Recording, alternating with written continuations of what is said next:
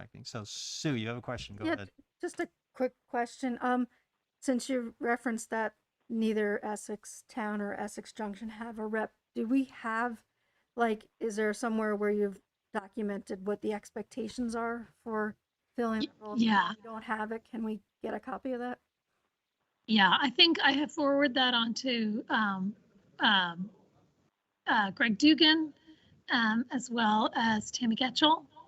I'm getting that correct. And so both of the, and I think it's been circulated to some degree, but it may require you all to have some direct asks to think about somebody. And so Megan, we have a fairly large audience this evening. This might be a good opportunity for you to, if you could very briefly, you know, verbally fill us in on what is expected of a trustee on your board. Yeah, the trustees right now, they meet about once a month. Most of the commitment is in that pretty much an hour-long meeting.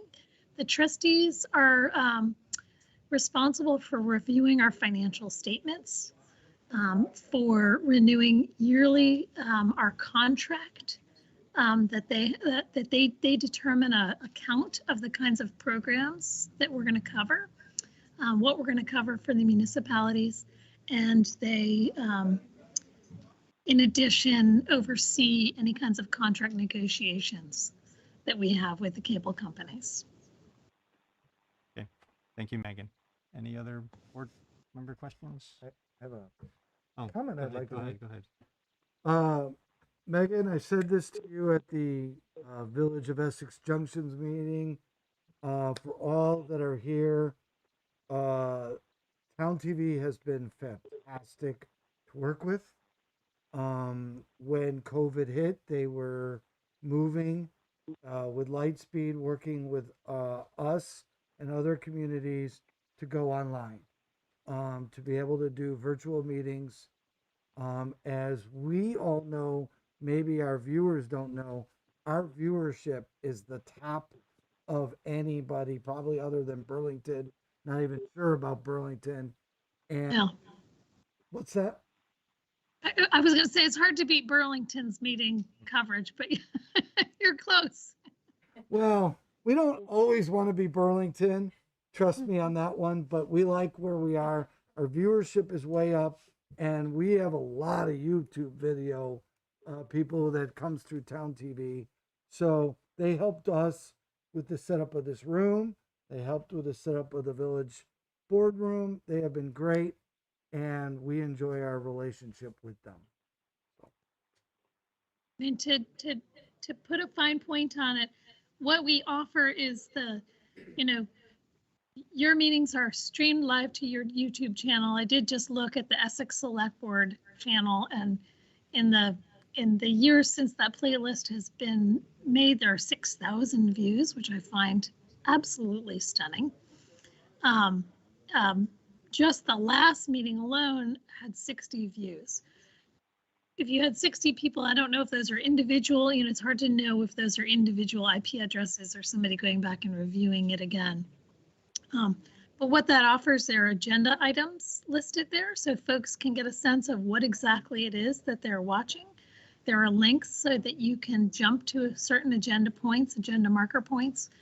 YouTube does provide some transcription capacity. So there, I think having all of that content, and then of course we're not archiving content on YouTube. YouTube is a platform that we use. At this point, if it were to change at any point, all of the videos are archived, and Town Meeting TV under the work of CCTV is undergoing a process to become a digital trusted repository. It's a very specific term in archiving language that we are basically holding your content and the community content in what we call perpetuity, in our lifetimes and the lifetimes beyond, hopefully. Thanks. Okay, Pat, I see you've got your hand up. Yeah, thanks, Andy. And hi, Megan. Um, Evan took a lot of what I want to say, but I wanted to express our gratitude. I think we owe you a serious debt given the hybrid meeting and how much we've used it to increase our communication between the public, making sure people can attend meetings throughout COVID.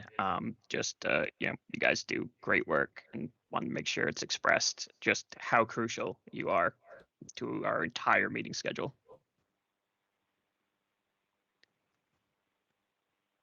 All right, thanks, Right. Pat. Any other comments? Is this closing out the topic?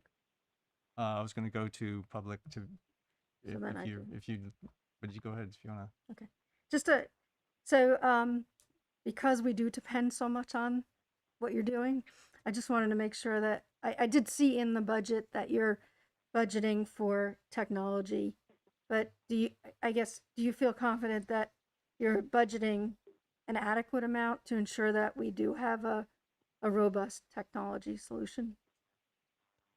Well, what we're asking for today, this budget ask is, what you'll see on the memo is what we did in FY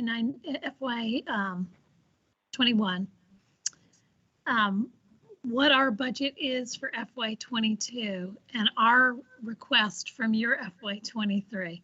It my brain kind of explodes at all those different FYs in one memo, but that's what you're looking at. So the municipal contribution is to cover it's your contribution to support the operational work that we do overall. It's not increasing coverage. There is also the possibility, if you are interested in discussing, and that might be something once you have a trustee appointed, if you're interested in discussing further coverage, you will see that I think you went over the allotment. You're allotted 3 municipal meetings a month. And with all of the conversations around merger or no merger or separation, we can't just not show up at meetings that are deemed important if they go over. But we don't have necessarily either a contract in place. I mean, I think your town staff works really hard at making sure that we cover the right meetings, but there are meetings that we're going to say, no, we need to make sure that we cover this because it's important for the public. So there is an opportunity for you all to discuss adding coverage, and whether that's on a case-by-case, meeting-by-meeting basis, or whether you want to allot a certain sum that would be for a certain number of meetings. Different municipalities participate in that conversation in different ways. So, thank you, but I don't. Maybe I didn't ask the question, but I don't feel like that was the answer. Got it. I'm talking about ensuring that you have the right technology, and that the technology is, meets the capacity and is dependable. We've had obviously some glitches, and you referenced that. So I just wanted to make sure that you are, in your budget, looking at how to get it to the point that it's, a little bit more dependable. Yeah. So we have a memorandum of understanding that we sent to you all that went over the hybrid installation. And I think of this as a 3-year capital investment. We recognize that, we saw how quickly technology changed during the pandemic. I recognize that technology is going to continue to change. So 3 years from now, we may have cameras that are running themselves in a certain way. We may have audio voice recognition technology that's much more reliable. Everybody is at this place. You're not alone. The legislature is trying to figure this out, and we have to do as much as we can. And so we do have some budget planning. That's, for me, it's the 3-year capital plan, sort of that 3-year technology horizon. And we're almost through year 1 of those 3 years. So we have 2 more years with this system that you have in front of you. And then I imagine we may be coming back and saying, we got to figure out something else, or we need to improve upon this, or, we need to have redundant internet access so a meeting isn't interrupted by an internet outage, or we need to have a backup Karen, you know, so yes, the short answer, that was a long answer to a question which I could have said yes. Thank you. One other thing, Sue, that I don't think has been discussed too much is that I think we're going to be asked to move to Zoom from Teams, and I think that town meeting TV has had fewer issues with Zoom, so I think Makes there's sense. going to be at some point we'll be shifting over. So Good. hopefully with a lot of warning, so folks have the right apps Right. installed and so forth. So. All right. Anything else from board members before I open to the public? There is one hand up in the public. Okay, there is someone online with the initials SM. If you'd like to speak, please identify yourself. And go ahead. You're muted.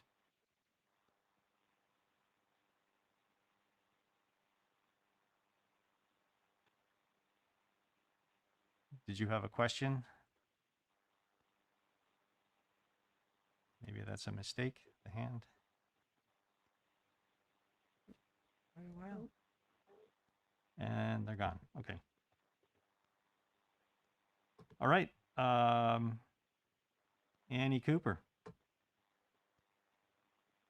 Hey, thanks, Andy. I would just like to also extend such gratitude to Megan O'Rourke and the entire team at CCTV. We are so fortunate and so grateful. And just in the face of this question by Select Board member Sue Cook, you were so gracious in your response to a question that could have been phrased better. We're so grateful to you, how savvy you've been, how professional you've been, and how dedicated you always are to everything that you get done for our community. And thank you for being so consistent so that I can always find what I need, and so can our entire community. Thank you so much. Great, love to hear that. Thanks, Annie. Thanks, Megan. All right, thanks, Annie. Any other comments from the public? So Megan, is there anything you're asking of us this evening? This is informational for us? It's informational and it's a budget request for you to consider in your FY 23 budget, the continued municipal contribution that's outlined on the second page of the memo in the chart. Your help finding an Essex trustee rep. Right. So I guess I do have some things that I need to ask for. So those are them. All right. Thanks, Megan. Okay.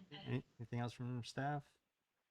Okay, move on to the next agenda item. Thank you, Megan. Thank you for. Okay. Thanks, folks. Take care.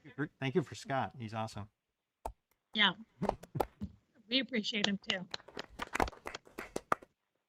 Okay, next agenda item, presentation from and discussion with Essex Rescue about fiscal year 2023 budget request. Who do we have speaking for this one? That is Colleen Nesto. And Colleen, let me know if you want me to pull up PowerPoint or toggle through slides for you. Yeah, thank you. Hi, everyone. I'm Colleen Nesto. I'm the Executive Director for Essex Rescue. Joining me is our Board President, Karen Danaher. I do have a presentation that I provided the slides for. Being sensitive to everyone's time, I drafted a summary of things that I can go through, which will give us plenty of time to answer questions, as I expect there will be a few after this. So I'll start with that. Essex Rescue has provided service to Essex for 50 years, and in that time, we have undergone many changes. However, the most significant changes have occurred over the last 20 years. We have transitioned from 100% volunteer organization to a combination department with 9 full-time paid staff, 5 part-time, and 36 volunteers. Our volunteer workforce, once as high as 70, sits around 36 now. A volunteer averages 70 hours of duty time per month. Many of them are no longer able to commit to regular weekly shifts. Our call volume 20 years ago averaged 1,600. Our current call volume is estimated to reach 2,700. Mutual aid calls have increased For example, St. Michael's Rescue covers on average 1 call a day in our service area when we are already out on another call. Currently, our mutual aid partners are also struggling to keep up their call volume.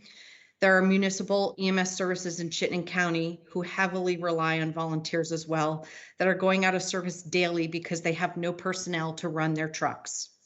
This is an approaching crisis for EMS as baby boomers are aging out, which is a result of higher call volume. Due to all the factors I've already listed, we made the decision to increase staffing and add a second truck to our highest call volume times and days of the week in order to meet the demand for ambulance service. The result of our decision leaves us currently operating on a budget with an extreme deficit of more than $232,000. This means we are operating utilizing reserve funds, which are meant for replacing ambulances and equipment to pay our bills. Our per capita request for funding over the last 20 years has not kept up with inflation either. Regardless of what we bill, we receive fixed rate reimbursements from Medicare, Medicaid, and private insurance companies, and we have many users of our service who do not pay us at all. This is not a self-supporting service. There is very little government funding and grants available to emergency services compared to the fire service, since we're not considered an essential service. When we are eligible for funding opportunities, we do take advantage of those. The education and clinical expectations placed on volunteers nowadays is enormous. We have made great advances in pre-hospital medicine, but it has come at a cost of our volunteers. We are still a volunteer-supported organization, but there are not enough volunteers willing to do what we do now. We are extremely fortunate to have the volunteers that we have with us today. If we cannot continue to support our volunteers with appropriate training, mentoring, and equipment, we may need more paid staff members in the future. The bottom line, we need a significant increase in funding support from the towns to stay in service. Without that support, we will simply be done when we run out of funds. Simply stated, the cost to replace us will be significantly higher than what we are seeking for support from the towns we serve today. I expect that there's going to be a lot of questions. We know that this is a substantial increase and a rather unexpected one at that. But we have also faced some pretty unexpected challenges over the last year, 2 years, 3 years, which got us to where we are today. So I welcome any questions. Okay, thanks, Colleen. Questions or comments from board members?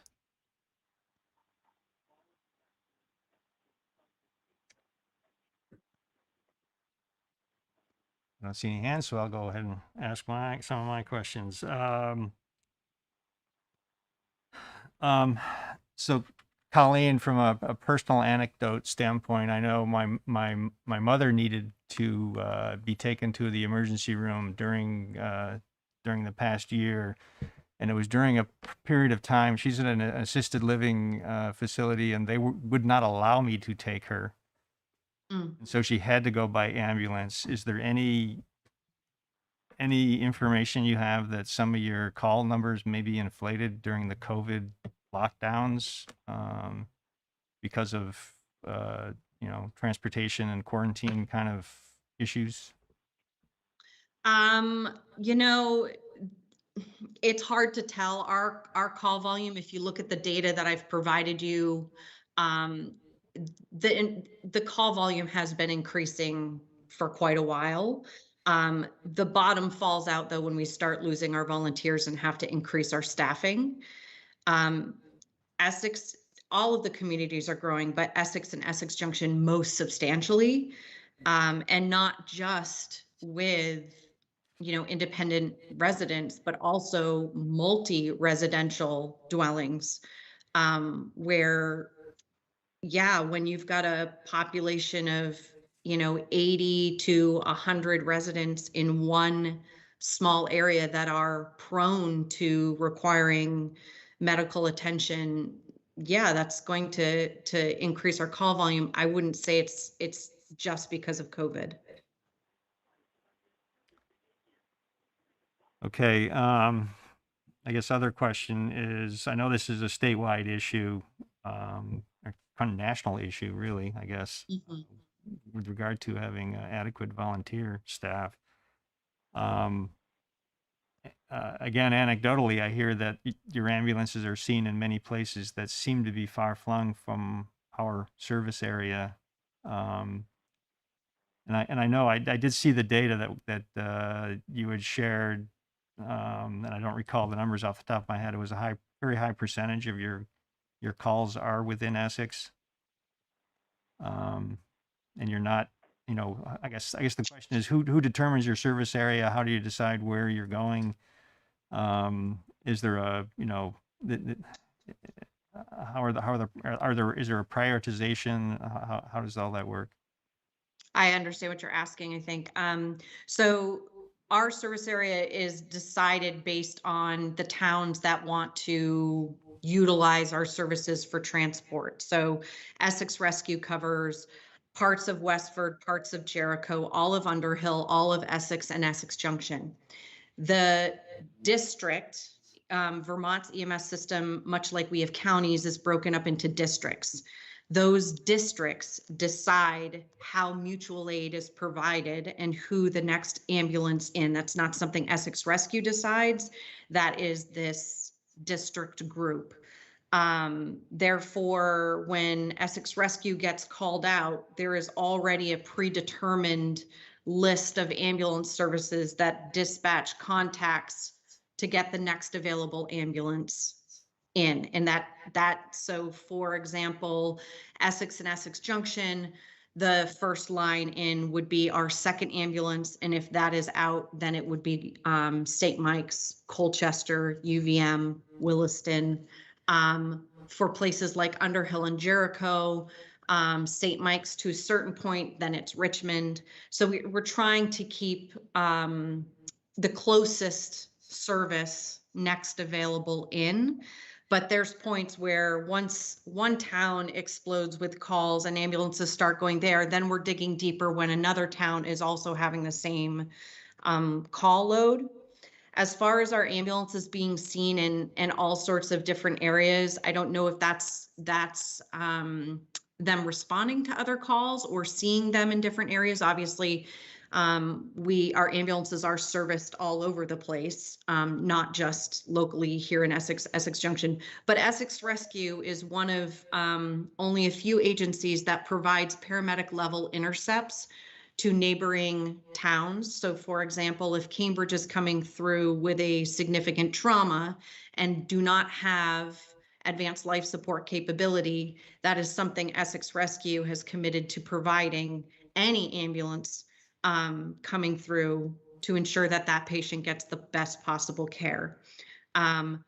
On the bigger scale, Essex Rescue does not do a substantial number of intercepts or mutual aid requests. I think the number was like only 100 and something calls in the last few years of outside our service area, which is not as, so the total for Essex Rescue from 2017 to present was 615 mutual aid or intercept calls. Whereas, oh, sorry, that's into Essex service area. It was only like 100 calls.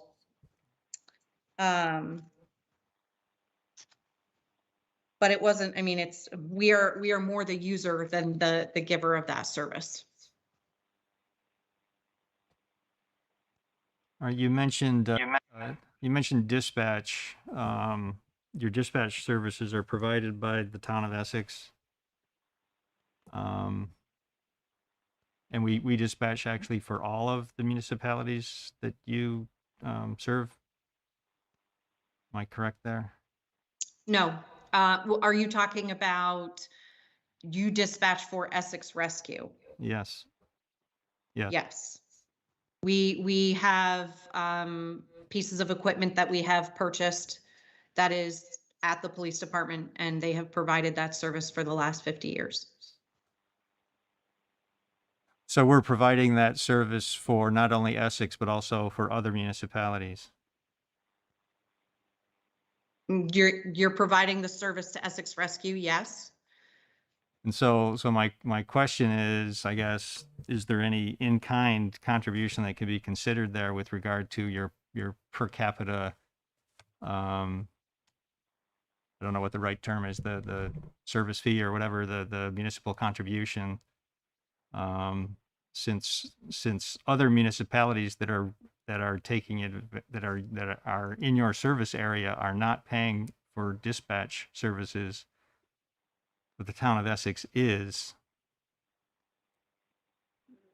would you consider our dispatch service any value with regard to our contribution to our per capita? So the issue we're facing is the operation of what we are doing is what we are requesting the increase for. It is not to pay for any additional services. This is simply to provide the service that we are currently providing now. If that is something that the town wants to discuss of Essex Rescue paying for that dispatch service, we can certainly discuss that, but it will likely result in an increase to be able to pay for the service.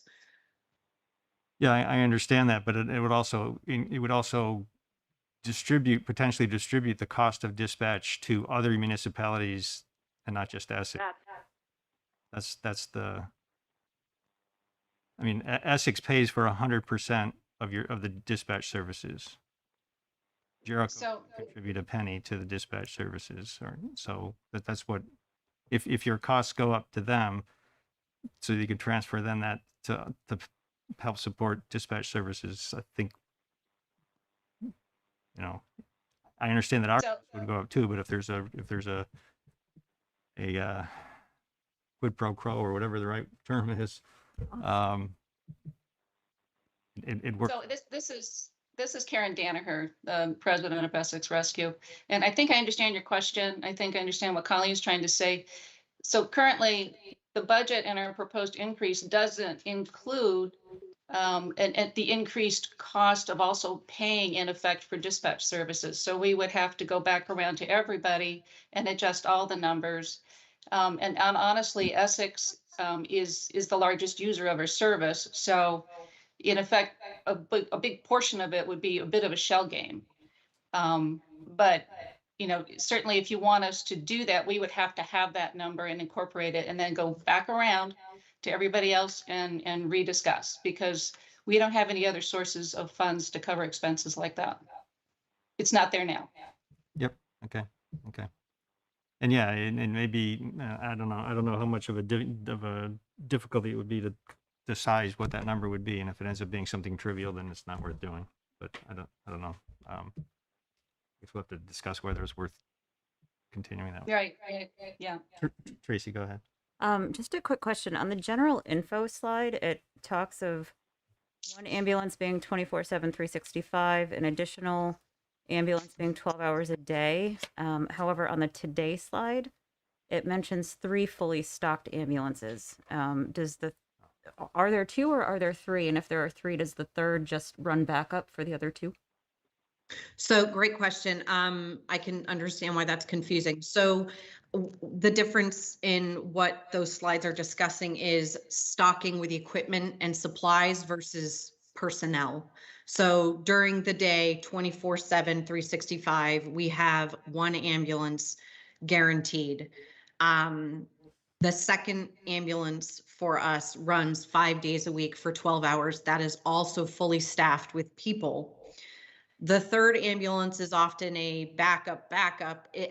We have been known to take 3 simultaneous calls if we happen to have extra people. But that is also, we rotate our ambulances to help with the use and to keep them longer. So it sits as a backup, but it is available in situations where we require multiple ambulances. Great, thank you. Well, it's also a maintenance issue in that, things happen to the ambulance. They require repairs. They require snow tires and winter, tire rotations and such. So, and they do break down. So that's why another reasons why we have 3. Great, thank you. I saw Pat's hand up. Go ahead, Pat. Thanks, Andy. I don't really have a big concern about the dispatch, especially if you've been doing it for 50 years. I'm not really sure how easy it would even be to kind of segment that out into a cost analysis. So I'm not of the opinion that that's a road to go down right now. And this may be a better question for Karen, but I'm not sure. As you mentioned, you are coming to us with a pretty substantial increase. And I believe that a few years ago that there was another one. I'm wondering if there's a way, if you guys see projecting out into the future. I don't believe that any of us here on the select board are objecting to necessarily paying, for obviously rescue service. That's critical indeed for our community. I think probably most of our reluctance comes from the suddenness of the ask. Do you have a plan maybe going forward where if it looks like this is something that's happening, you can begin to ramp up a little earlier than previously? I'm just thinking of, again, from a perspective of us needing to pay for it. The one-time large jumps are sometimes harder to deal with than the regular increases, even though we do appreciate you trying to keep the costs down. Yeah. Any thoughts about that going forward? Yeah, definitely. And we have done a projection out. As Colleen mentioned, we have a significant deficit this year, which we're using our reserve funds for ambulances to cover 232,000. We will still have a deficit next year. The ramp up you see in the materials does get us eventually to a level where we believe we will be okay for a while. And certainly, it's still very dependent on, can we retain the volunteers that we have now? We don't pay our volunteers 1 cent to do what they're doing, and they spend a lot of hours and time doing it.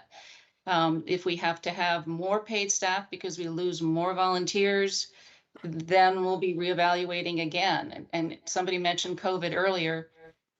Honestly, sorry, that had a bigger impact on our volunteers not wanting to be on the ambulance.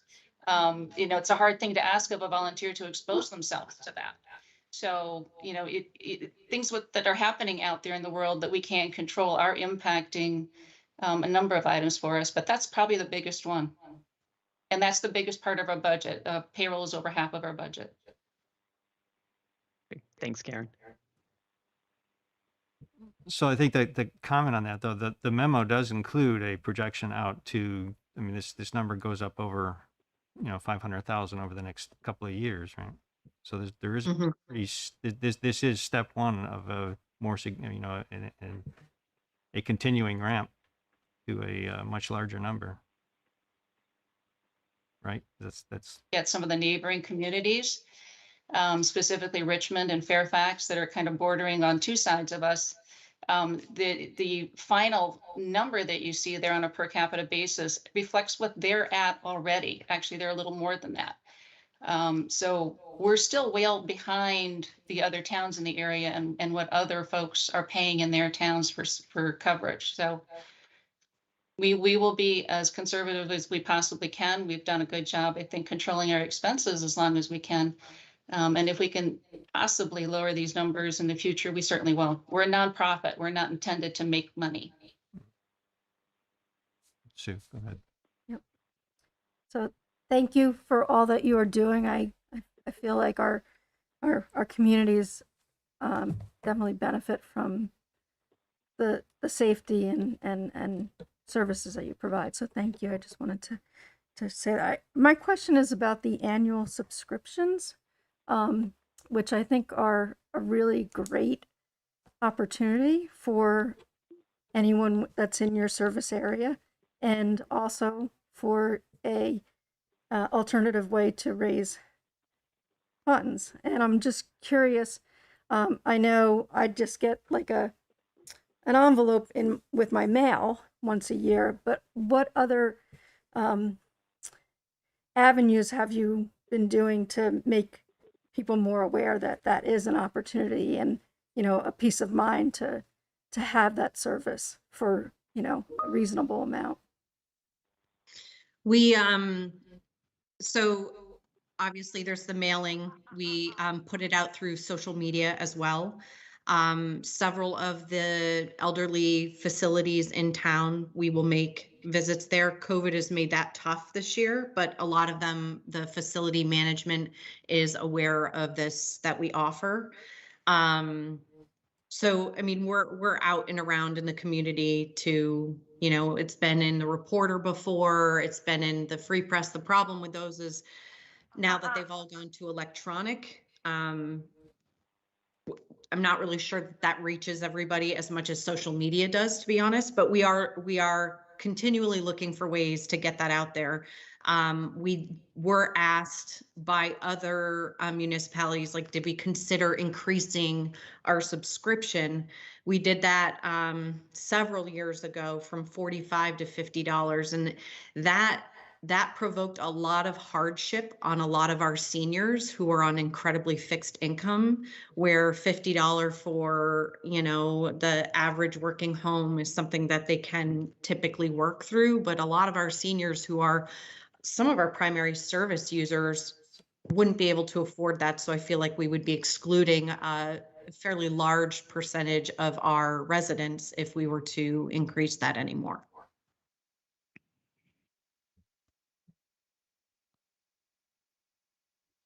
Right, any other board member questions? So there used to be a citizen advisory board that was disbanded a number of years ago. I'm just wondering, with the significant increase, whether there's any way to get more of a seat at the table for the town. I don't know. So we did used to have a community advisory board, which did have municipal select board members part of it. That really fell aside. It faded out. People stopped losing interest in being part of it, so it didn't continue. Anyone can apply to be a member of our board. You know, when seats become available, we do have community people that sit on our board. It can be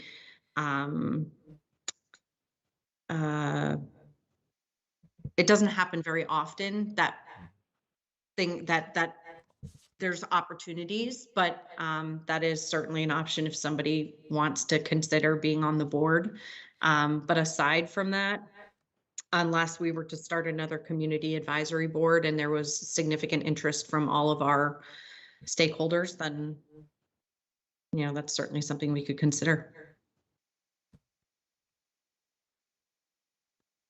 Okay. As was mentioned before, this is a pretty steep jump. What happens if we choose to only partially fund it, or? So the answer is actually pretty simple. We run out of money that much sooner. Yeah. Okay.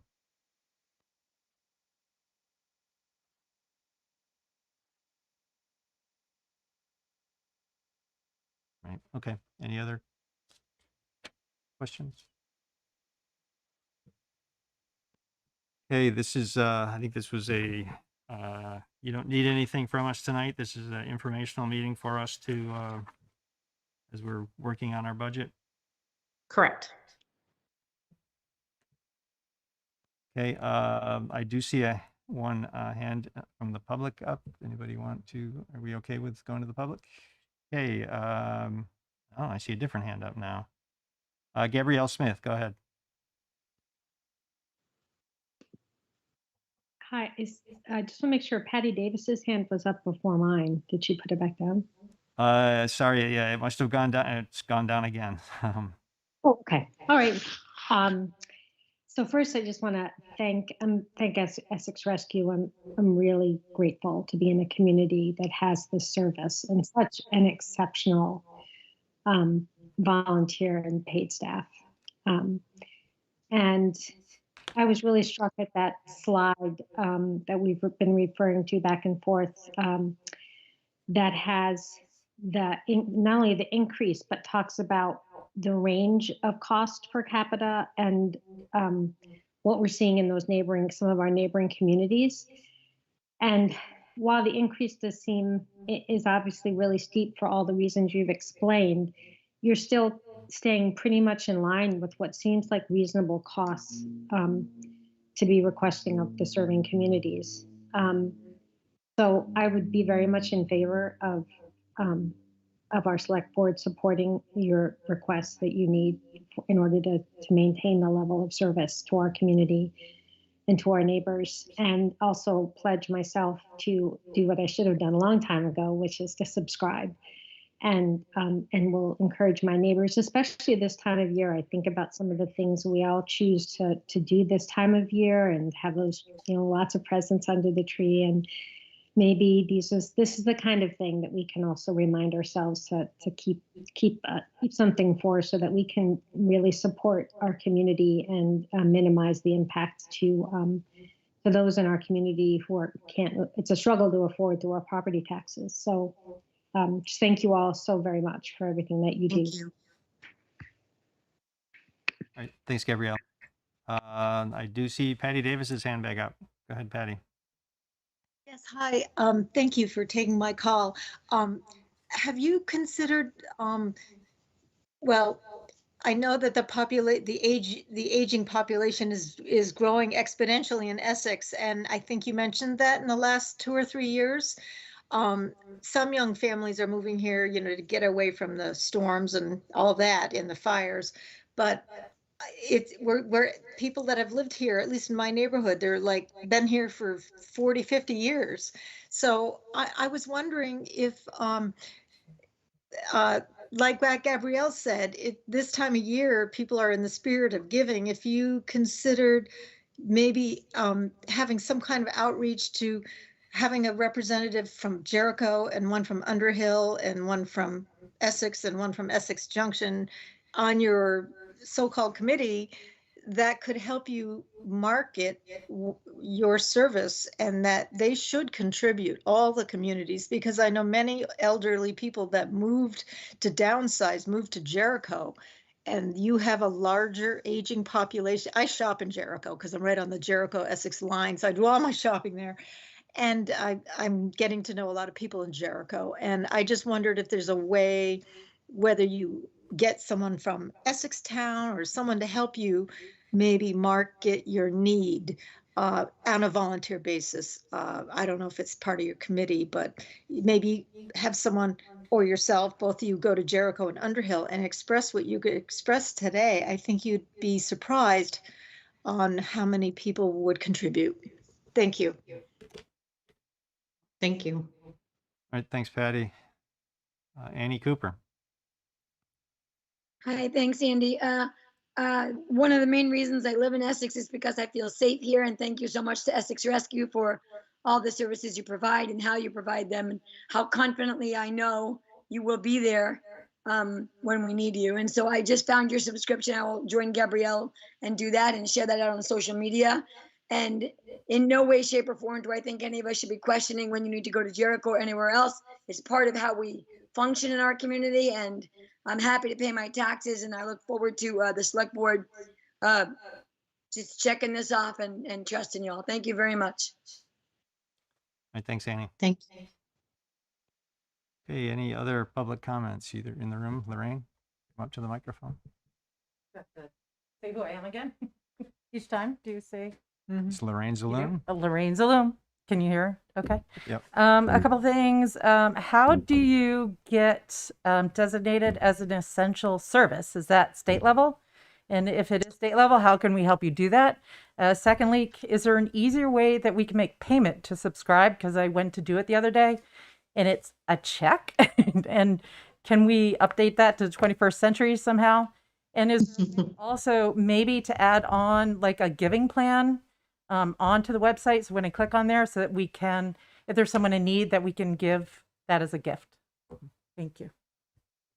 Those are some really great ideas. We are currently working on the online payment system because we have several conflicting, the money goes through one area and trying to separate out what they're for without a substantial amount of work. So we are working on improving that. I will push more to get that done sooner, but that's very helpful. The giving idea is a good idea. I think we struggle with things like that because it's an agreement that has to do with people's insurance and things like that. So we travel that road a little bit cautiously because not everybody wants that service.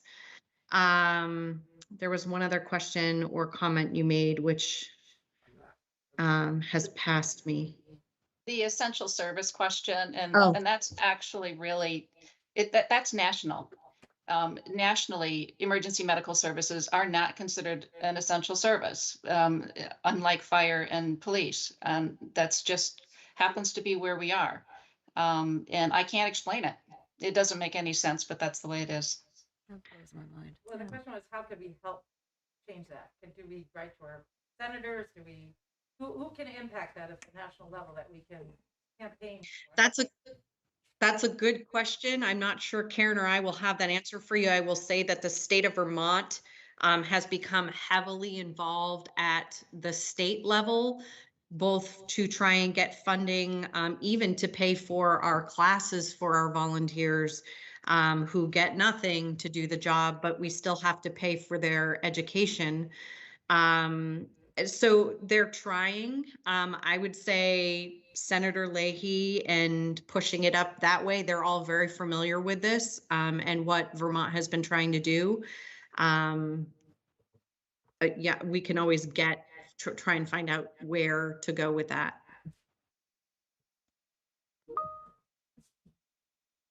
All right, thank you. Any other board members comment, response to anything that's been said? Comments from staff? Okay. I'll just make one quick comment. We thank, Colleen and Essex Rescue. We did bring to them that it would be nice in the future that we are alerted to any large increases. You now see their path. One other quick comment. They have 9 full-time employees. Essex Fire Department has 0 full-time staff. It's just something that we know as well that's coming down the path, is that our fire services are not going to be able to do it on volunteers alone. So there is a large cost coming to this community about service levels.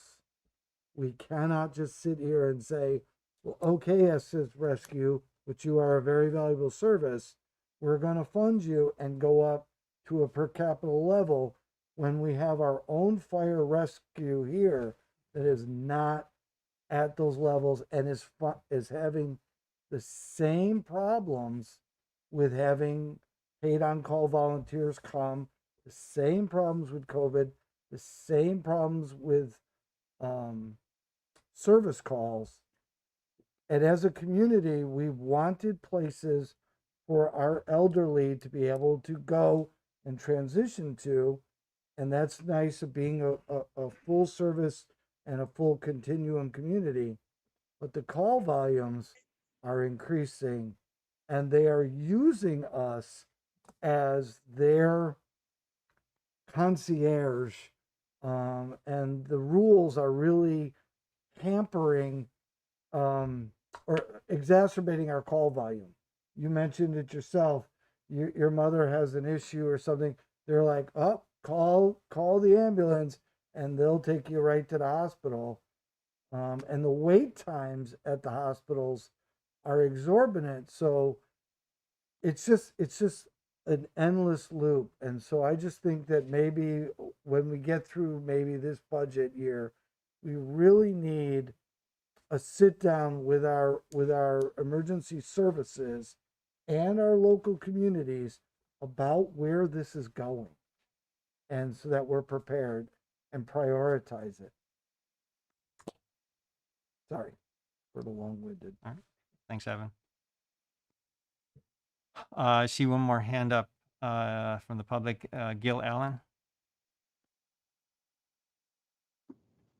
Yeah, I just wanted to say, first start off by saying how fortunate we are as a community to have Colleen as the executive director. I've had good fortune of working with her many times as a volunteer at the Burlington Marathon. Was a first responder at an overturned vehicle where she was on the scene. She's one of the most competent clinicians I know and have had the pleasure to work with.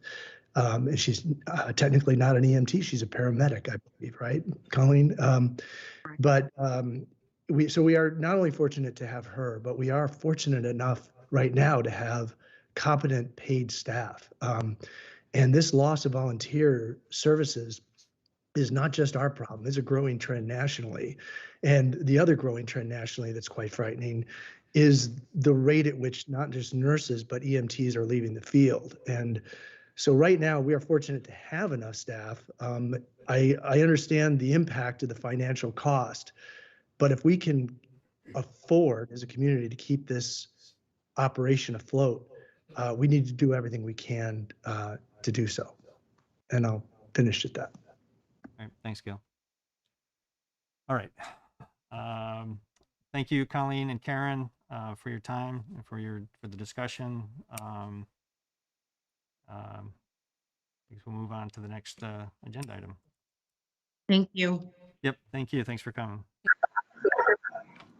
Okay, so the next item on the agenda is update and potential action on speed Vermont Route 128 speed study. I think there's too many words in there, but go ahead. Is it Dennis talking on this one? I'm here. Can you hear me? Yes. Okay, thanks. Yeah, I think it was back in October that the board received a petition to look at potentially reducing the speed limit on Vermont 128. I'm not sure it came up at that time, but a little bit of research after that, there was a study that was done. It is a state road, and there was a study by the state done about 20 years ago. And we had requested at that time that the speed also be reduced out there. So before we suggested to the select board that before we ship the request to state that we do a little bit of work on our own, not a total study, but enough to determine if it was going to work at all, going back to state for a second try at this. And so one of my staff engineers, Annie, went out and put speed counters out and put them out over a couple weeks, both on both approaches. It's a combined speed. It's not a one-way speed in each direction. It was a combined speed. But we did find that there is at least some merit to going back to request, because I guess the most eastern speed count we took showed an 85th percentile in the state, and actually all transportation speed limit studies put a lot of weight on that, was about 42 miles an hour. The other one on the western side, down on the flat past the bridge, was closer to 52. But that being said, that and the combination with working with Ron Hogue, the police chief, we got some data on accidents which are significant out in that area. The state has their own method of calculating high accident areas. I'm going to leave that up to them to determine if it qualifies for that or not. But that's based upon both the accidents and the cars that travel that particular road. In any event, staff, police, public works, staff recommends back to the select board that you do submit a letter to the state requesting that they take a look at the speed limits out there and also some of the safety issues. And some of that could be improved signage. We do have the capability. I looked out there. There is at least one pole that possibly we could get Green Mountain Power to put up another overhead light that might make a difference at that intersection. So our request is that we will go, the light is a town issue that we can go directly to Green Mountain Power. But looking at the speed study is a state issue. So we prepared a letter for you, and our recommendation is that the chair sign it and send it on to the state. Excuse me. All right, thanks, Dennis. Any other staff comments? Comments or questions from the board? Go ahead. I was a little confused by that 25 mile per hour advisory section. I guess, what does it mean to be a advisory speed limit? And then I'm assuming that still maintains if the other section drops from 50 to 40. Is that? How does that work? Well, that's two questions, but I'll try to answer the first one. The advisory is just an advisory speed limit. Essentially, if a police officer were to be out there and you were in that 50-mile-an-hour zone, in the 25-mile-an-hour zone and exceeding 25 miles an hour, it's advisory. It's not ticketable as an offense. It is ticketable if you're in a 50-mile-an-hour and you're going 70. So that's the difference between advisory. It's meant to advise people that there's a sharp curve. We've used a number of them. There's a number of them out on some of our roads, to basically let people know that you need to slow down at that particular location because the conditions warrant that. On most of these roads, you do not want speed limits that would drop 50, 25, 25, 50, then go into a 35-mile-an-hour zone. You've got to be consistent with how you set speed limits. So it's very common to do that. But it is advisory, and so a lot of people just basically ignore it. But it is what it is. I think it does some value because I think the speed count, I'm guessing on this because the data, we don't have the data to support directional speed limits, but I'm guessing people are fairly slow as they go around that corner, and they're speeding up after they get past that corner, heading either into the town itself, towards the Route 15 intersection, or if they're getting ready to go out of town, they maybe speed up and then start to slow down around the curve. And anybody who's driven it for a while understands that you need to go slow around that curve. That was the first question. Unfortunately, I forgot the second one. No, I mean, I think you answered. It may have come in as two questions, but it really was, what does that advisory speed limit mean, and how does that, with the recommendation to alter the other speed limit, it doesn't have any effect on that advisory speed limit? Well, it may. I think the question would be, we didn't want to do a traffic study and go to the state and say, here's what we think you ought to do. It's their road. They need to make that decision. They need to basically look at the earlier study, update it, take the data we've got. And my guess, they'll go out and collect more data and see what in fact it needs to be. And it is their role to do that, not ours. So we didn't want to go too far by saying make other changes. I do think there's some signage changes, some simple things that could be done for visibility to help people, just in terms of how you handle some of the chevrons around the corner, whether they're highly visible, in terms of reflectivity or in terms of even lighting them. There's a lot of things that can be done that might help improve safety, even if the speed limit, the speed limit is always subjective to the driver. Yes, it's a ticketable offense if you're over the speed limit. The speed limits are set so that you can drive on the road safely, but it's still up to the individual driver. And we've seen that on our roads where the speed limit may be 35. We put the speed counters out and we've got speed limits hitting 60. You can't control what the driver does, but I think that's the best we can do is try to set the speed limit at what the appropriate speed is for that location and condition, and then expect that people will respect it, essentially. Okay, thank you. All right, any other? I just would like to thank them for their hard work. That was quite the report in there. Very thorough. Yeah. Yes, Yeah. thank you. Thank you. Charles. Yep. Oh, Charlie, come on up. Hello, Hello. Charles Cole. Mhm. Not only am I fire chief, but I'm also a resident that drives through that road several times a day. And I don't know how I could show this on a You camera, can't but I show have a presentation. picture from September 28th of 2015. And if I might show Mr. Chair what this is, to see if you can understand what this picture is looking at. Oh yeah, okay. Yeah, I remember that accident. That's a Saab that's crushed underneath the the truck. I remember cellar that too. garbage truck. Yeah. So the speed limit from Westford into Essex is 50 miles an hour, and it does not slow down as you get to that curve. There's a suggested speed that you slow down, but there's nothing by law that says you have to. So this garbage truck was fully loaded and went around that curve at 45 and crushed the occupant. It took us an hour to cut her out.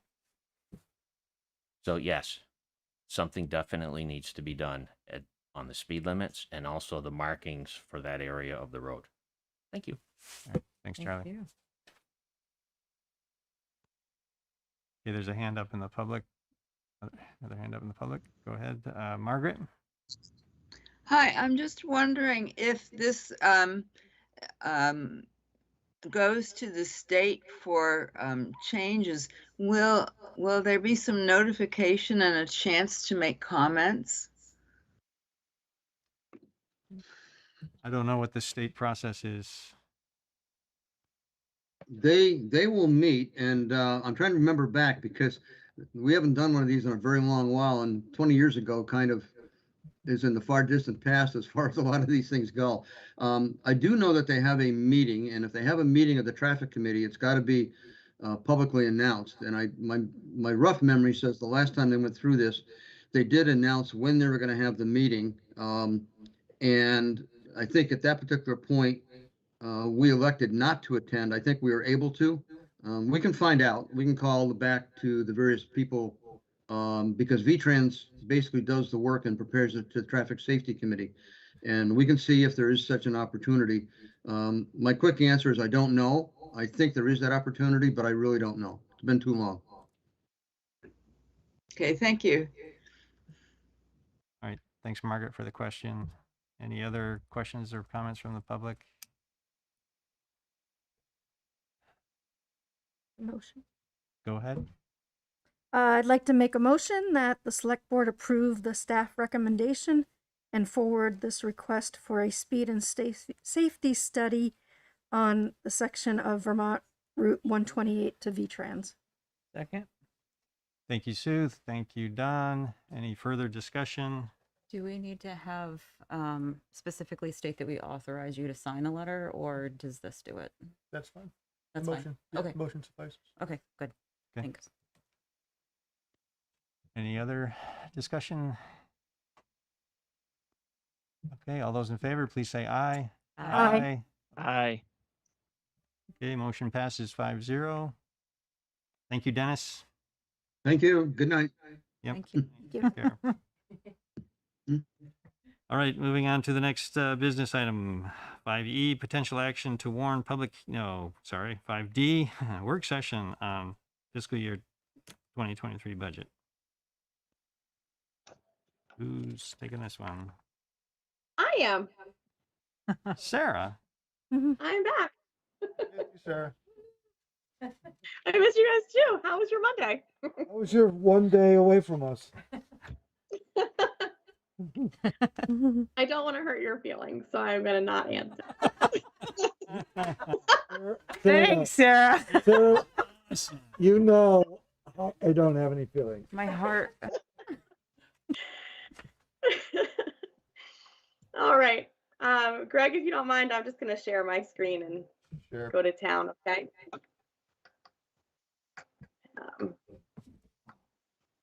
So picking up the budget where we left off.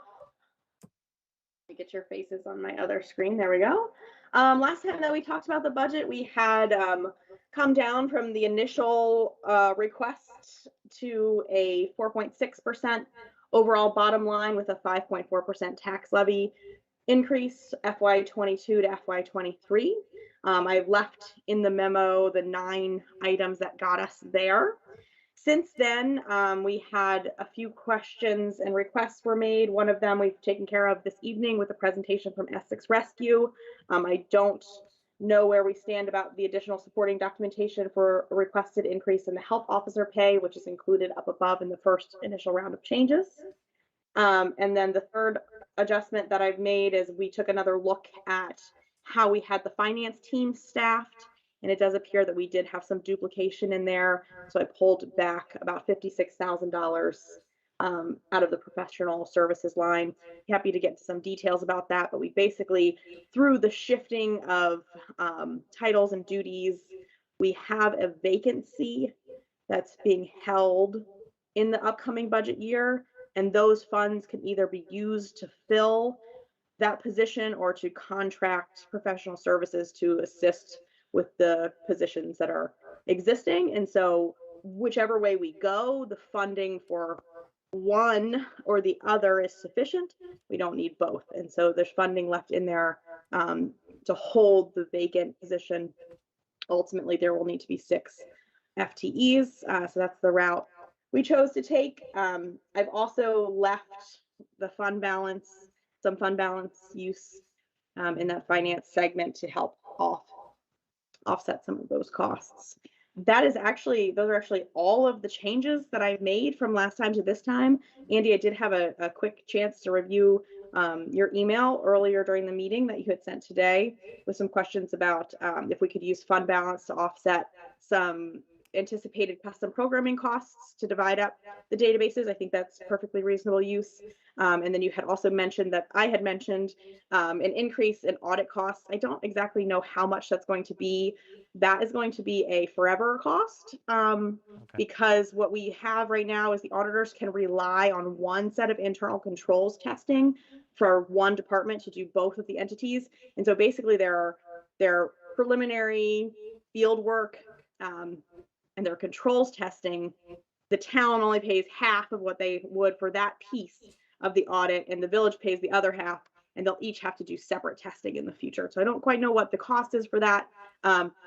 It's not going to be significant, but it will be ongoing. Okay. I'd be happy to answer questions, other thoughts that the board members have had since the last time we talked about the budget.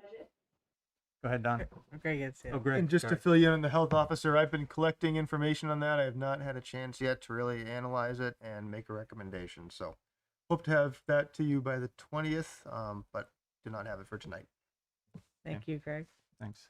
That wasn't actually, that was one of them, but that's good. Go ahead, Don. I need to make sure the changes that we made under 8 and 9, Sarah, if the fire department was okay with those changes. All right. Certainly. So just to recap,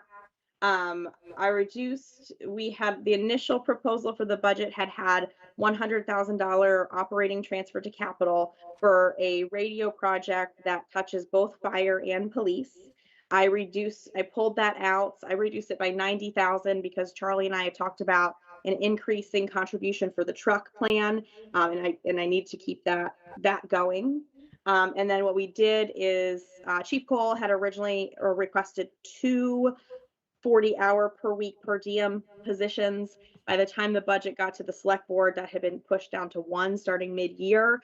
The feedback from the board at budget day was that wasn't an acceptable decision, and so we have left that at 1 per diem daytime person, so 40 hours a week, but for the full year. And I want to be very clear, we didn't eliminate the radio project. Chief Hogue and Chief Cole and others are pulling together a presentation for the joint boards next Monday night. And we have been discussing a method of financing that out of some of the transfers to capital that we made as part of the fund balance assignment, or putting that into the capital plan for the coming year, with other available funding sources besides raising property taxes in FY23 to fund it. We also are anticipating another year with police vacancies that will lead to surplus funds in that costing center for FY22. And I know that historically the board has been open to transferring some of those funds to capital. I think, as we close out FY22 in the coming months, we can look at what those dollars might be. And that would be, I think, my thought is assigning those dollars that were raised for public safety purposes that were not spent for that purpose for a public safety capital project would also be another appropriate funding source for the radio project as a whole. So it hasn't just been pulled and shelved. There is just some additional information that needs to be shared as we talk about capital. Did that answer your question, Don? Thank you, Sarah. Yes. You're most welcome. And I know Chief Cole is there. I don't want to put words in his mouth, but if he had anything to add.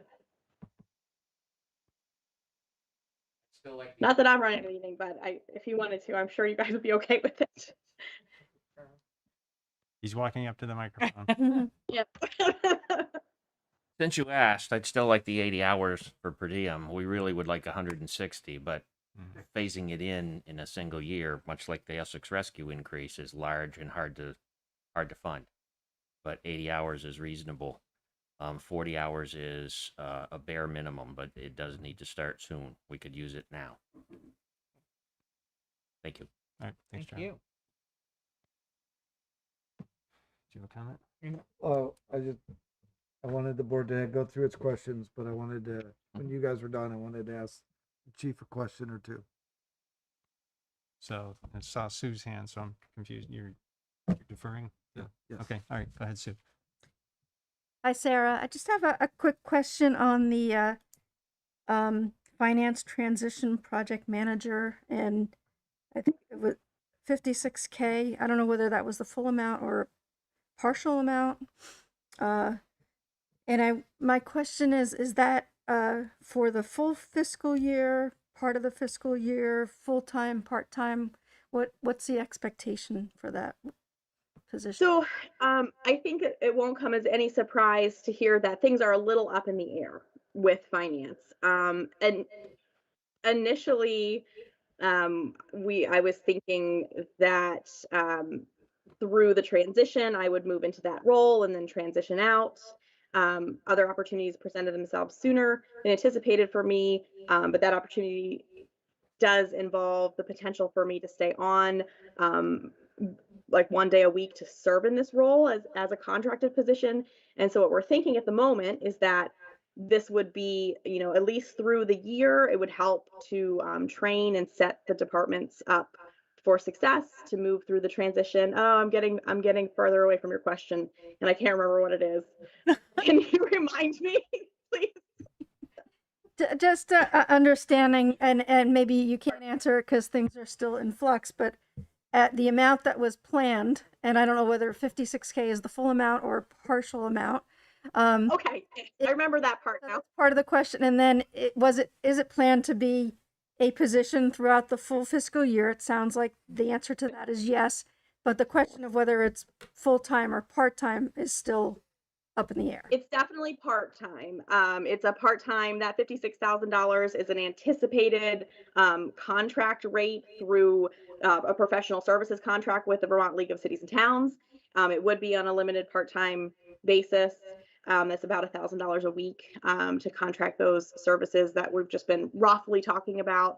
The other option is to fill that vacant position full-time if it becomes clear quickly that yes, we need to staff back up completely, or no, we can sort of make this work until we have things settled out, and then we can hire someone into a different role. But I think what it does is it allows us to maintain the number of participants in finance that we need. So ultimately we need, 6 full-time positions, 3 and 3. We were running with 5 full-time with some part-time help because we were realizing some efficiencies being consolidated. So we're moving toward that 3 and 3. And what we have right now is we have like the 5 full-time positions, and then this part-time position with some additional assistance from Lauren, and we have an intern program that has been very successful, would help to fill some of the gaps, and we would be able to evaluate at which point do we pull back from those professional services, from the transition project, and fill that hole with that 6th full-time person. And so the way the dollars work out is we're budgeting for that 6th position, knowing that that is sufficient to cover the cost of any of the things that I just described, plus using some fund balance that we had set aside for personnel in prior years to just sort of help offset those costs as we transition and see how things settle out. Okay, thank you. Did that answer your question better? Yes. Okay. You're welcome. Okay, any other board member questions? Pat, I can't see you anymore. Oh, there you are. Questions, Pat? No. Just to add some clarity to what Sarah said before about my email that I had sent her, or that I'd sent to staff. Actually, couldn't send it to Sarah because I don't know her email anymore, which is okay. I still get my Essex emails. I didn't want to say that out loud, but I will still get them. It's okay. The charter doesn't allow me to speak directly to you anyway, so I went through management.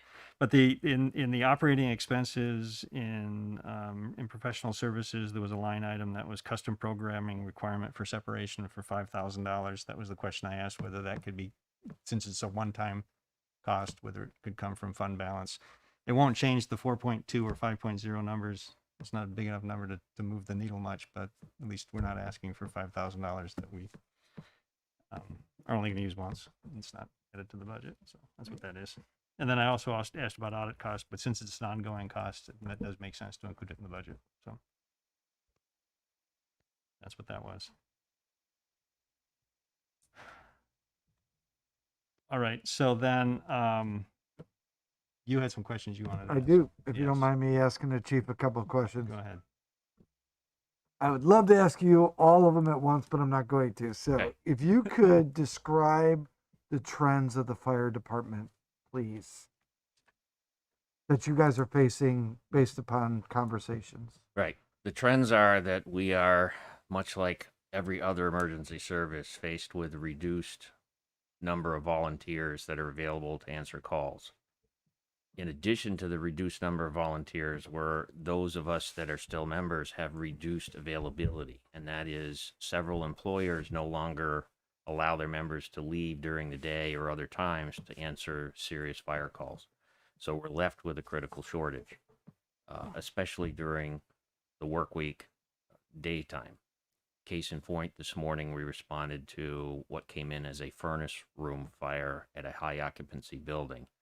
We put one engine on the road, and then we had enough personnel to bring an extra car. We didn't have a lot of people. Our mutual aid department did not have enough people to send a truck to that call. Fortunately, it was dealt with very quickly and contained to that boiler room, and it didn't spread to the rest of the building. So although it took us a long time to mitigate that, the initial call, we were able to control it very quickly. But it does, if that had gotten out of that room, and we're not alone. I know that the board is well aware of the Williston recent media coverage of the Williston Fire Department. They've done a very good job. They hired an outside consultant, but we're all facing that. And it's not just Essex, it's Essex Junction, it's Milton, it's Underhill Jericho, same thing. Underhill Jericho has full-time staff. Colchester has full-time staff, and they're still hurting for people. Could you explain paid on call? Paid on call is you are still a volunteer. There's no requirement for you to cover a set shift. So it's not like a part-time job where you're working Monday through Friday from 8 to noon or from 1 o'clock to 4 o'clock or anything like that. It's you have a full-time job, and when you're done that full-time job and you have some time to spare after family and commitments and coaching your children and going to parent-teacher conferences and things, when fire calls come in, you answer them. In addition to that, we all meet on Monday nights, for those of us that can, that aren't working. And we do training Monday nights from 7 to 9. And when you answer a fire call, you get paid an hourly fee for answering that fire call. And right now, our average firefighter makes about $15 an hour to answer that fire call. Last question. Please, maybe for not only the board, but the people at home, what are these per diem positions and what are they going to do? The per diem positions would be during the work week when our call volumes are the busiest.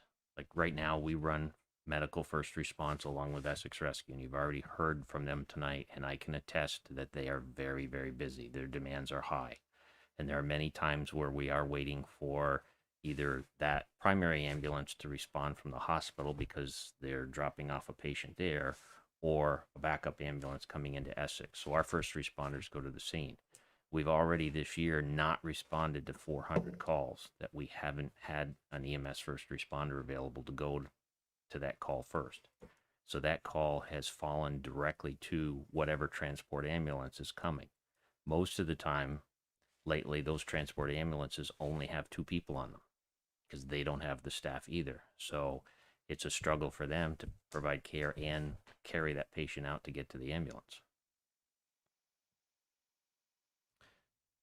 I don't know if that completely answered what you were asking about with the per diem staff, but that would help us provide coverage during the day. In addition to that, they would also do administrative functions, paperwork, making sure we have supplies, shuttling our apparatus for mechanical appointments and things like that. Plan reviews. We've talked recently about getting some life safety ordinances and some impact fees so that we can help keep up with the demands that we're doing for all of the projects that are underway in Essex and for enforcement of fire codes that are here. Thanks, Chief. My Thank you. grilling is over. Okay, thank you. All right, so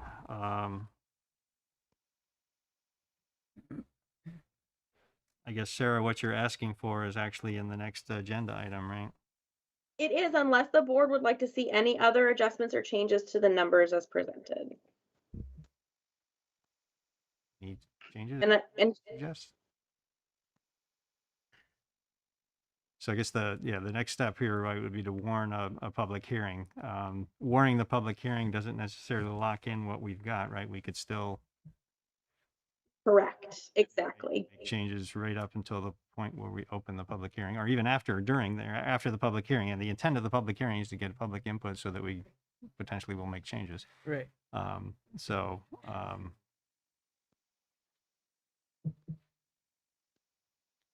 Should we move to the next agenda item? Can I ask a question before we move? Is the number we're looking at $16,600,169? Yes, it is. And that has not changed. You're welcome. Okay, right. Then I'm ready. You beat me to it. All right, 'cause there's a blank in that in the recommended. There is, right. Okay, all right. Right, just in case you guys had any alterations before we warned the public hearing. So, Oh, I do have one more question about the hearing now. Can we change the time that you've got listed here That's what I was going to ask. to make it like Probably. 5? Because of what we're doing beforehand? That's an interesting That way we're not late in starting the public hearing. question. Is if we have an executive session planned for 5:30 that day on another topic. Wouldn't be a bad idea. You know, so listed at 6:35, and if you don't get to it, at least people know that it's coming. You don't have to jump around if you get there earlier. So we can always start later. We can't start earlier. Correct. But okay, but do you understand what I mean? If we made it, say we made it. The challenge is right. Is if we do start the meeting on time, we could potentially be in the middle of another subject, and have to stop, go back to the public hearing, and then return to the other. That's the Okay, but what I'm saying is we're giving you 2 weeks now. You could arrange the agenda so that doesn't happen. Is what I'm asking. Can that be done? it's very difficult to predict how long we're going to talk about any given subject. We aren't good time shepherds. I understand that, but How about a compromise at 6:45 p.m.? Because, I mean, we don't actually normally start. Typically, by the time we get through public to be heard and so forth, maybe we get to that point. I can do that then. All right. I make the recommendation that the select board warn a public hearing for the FY23 general fund budget for the town of Essex in the amount of $16,600,169 to be held on December 20th at 6:45 p.m. Second. Thank you, Don. Thank you, Sue. You used the word recommendation. I think you meant motion. I make the motion that the select board warn a public meeting. Okay. All right. Thank All right. you. Any other board discussion? Okay, hearing none. All those in favor, please say aye. Aye. Aye. Opposed? Okay, motion passes 5-0. Thank you. Thank you, Sarah. Thanks, everybody. Have a good night. Thanks, Sarah. Thanks for showing up for us. All right. That takes care of 5E, 5D, and 5E. Moving on to business item 5F, discussion about potential action in response to a Vermont legislature meeting about municipal map mandates. I'll take this one. Right. It's on your agenda, obviously. well, at least for some of us that are in local government every day, the governor has, my personal opinion, done a very nice job with COVID up to certain points. There was some compromise between the governor and the state legislature about a mask mandate. They came to some agreement that municipalities could put in a mask mandate on your spaces. The Vermont League of Cities and Towns gave a model face covering rule guidance here. One of the things is municipalities can put up their own mask mandate for a period of 45 days and could be reconsidered every 30 days. And those mandates could come with a fine or no fine.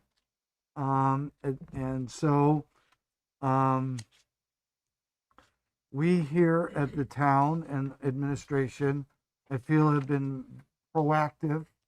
Most of the COVID crises and pandemic, early on, we mandated that people coming into our buildings and the village buildings be masked. First and foremost, I want to thank the public for respecting that mandate, as well as the 10 people that are in our audience tonight who are all masked, and we didn't have to make you do it. All of the members here on the dais are masked, and so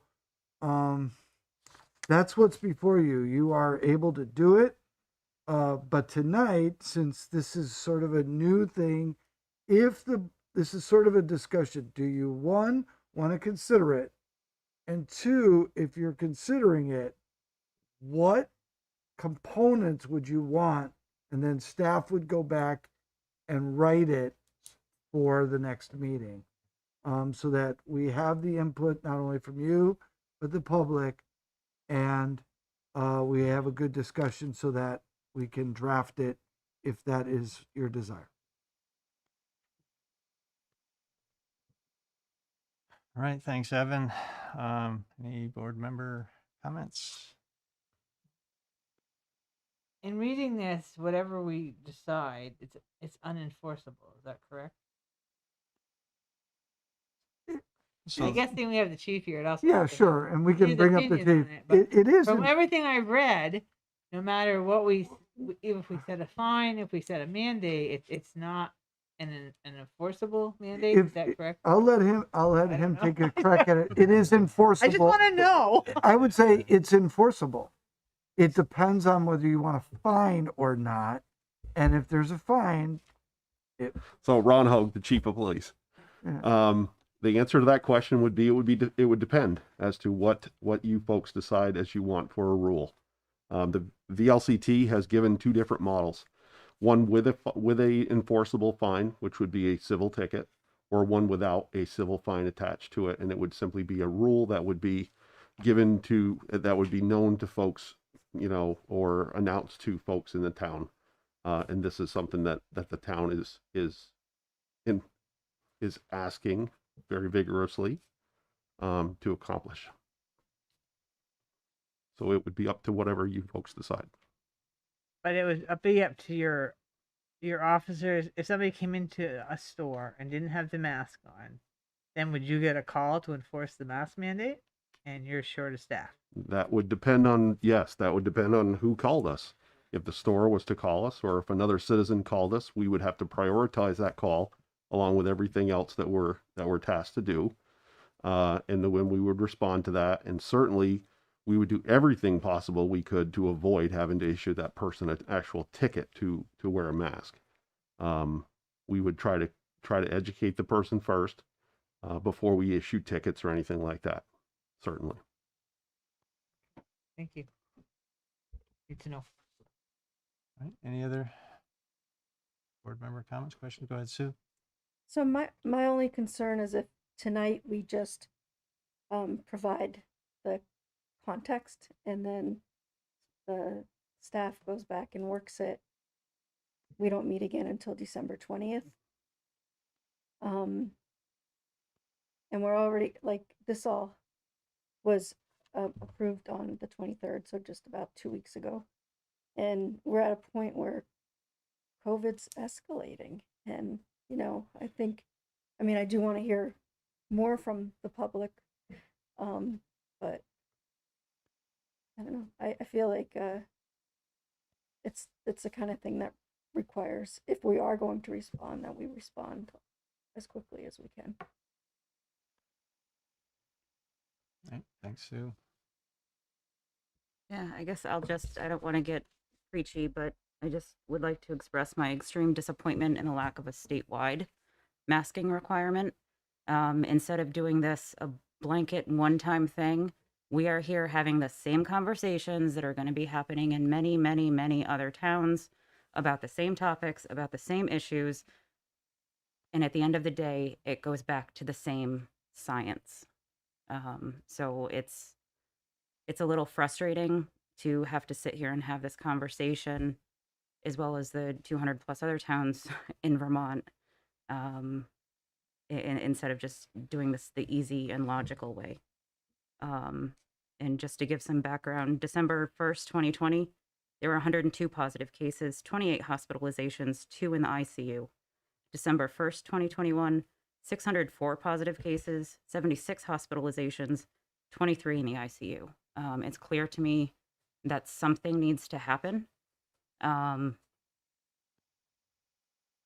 again, the short staffing issue, and, is it appropriate for our officers to be the masked police?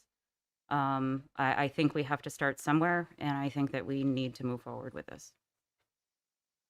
Thanks, Tracy. Pat, go ahead. Thanks, Andy. For transparency, I was the one who formally requested that we put this on the agenda for this meeting.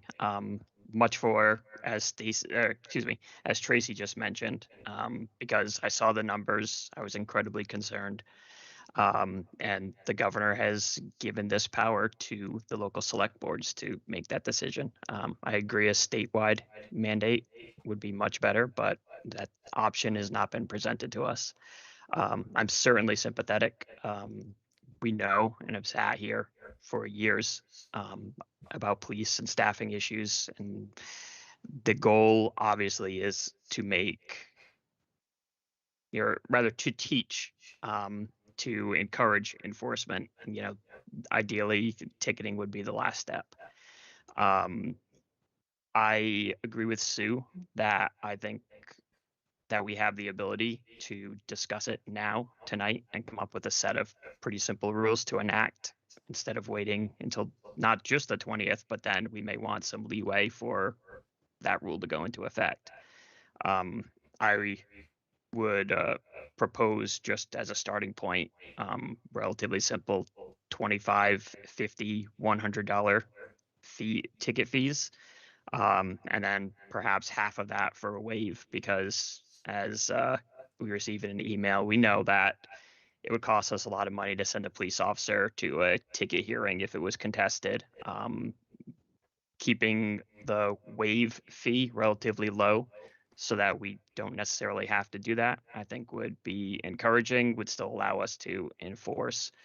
And I would recommend 2 caveats to the rule.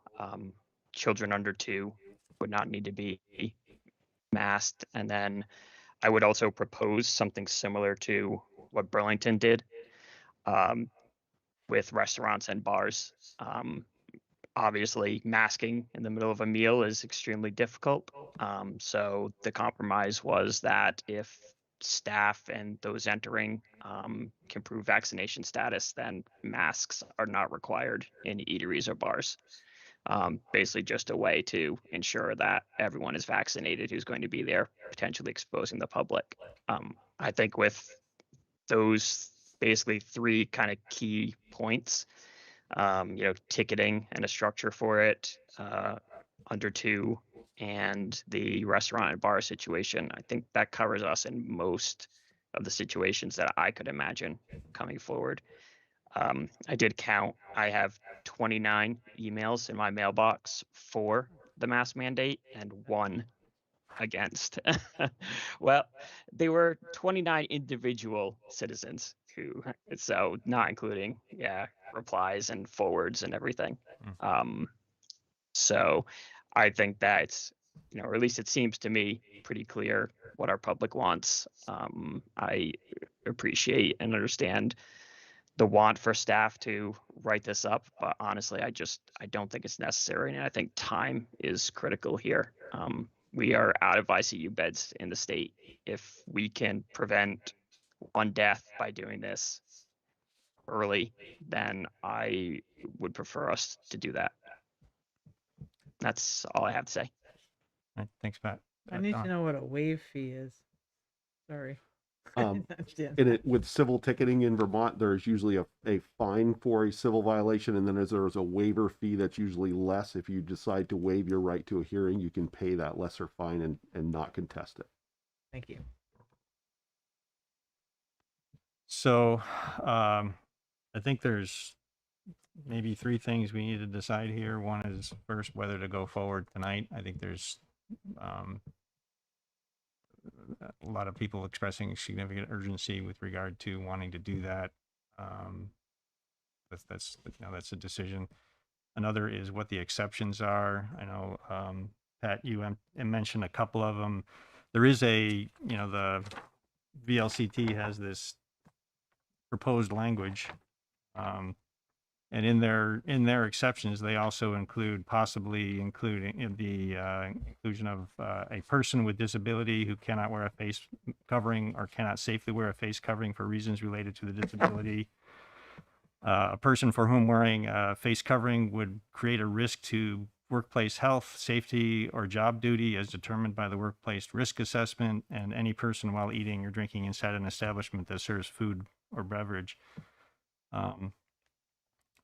And I know, Pat, you had mentioned the potentially a alternative to that where someone a restaurant owner could require all patrons to prove. I've gone to Honey Road. I had to show my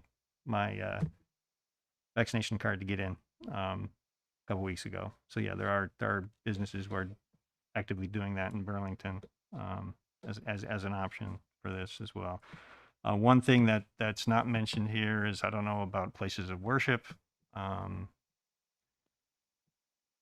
whether we want to go into that kind of detail or not. It's not recommended by VLCT, but It is the first bullet. It says face coverings are not required for any person officiating or participating in a religious service or activity.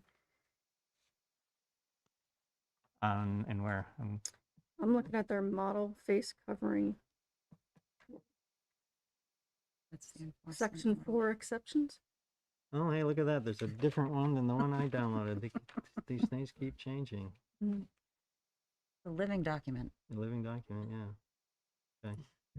So then, oh, gee, I wish I had that one. Wonder what else is different. This offers part of the challenge of doing this.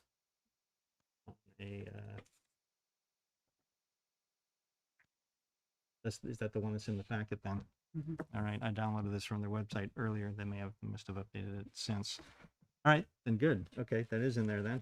And so then the other decision, right, is whether to include enforcement. There's two versions, one with and without enforcement. And then I guess the fourth decision there, if there is enforcement, what the fines are and the waiver amounts. I guess the ramifications, yeah, Pat, you mentioned that if a officer needs to go to court, it's several hours of overtime pay and also unavailability of that officer, right? That's correct. Yes. The other, there's also a trespass option. So currently, any organization can mandate masks inside their facility if they control that facility. So what has been happening is if a business owner wants right now to have a mask mandate inside their business, they simply post that. If they choose to not have someone in their business, they can ask that person to leave. And at that point, if the person refuses, of course, they're going to call the police and we're going to come and ask them to leave. If they refuse to leave at that point, they have been noticed that they're trespassing and they can be arrested.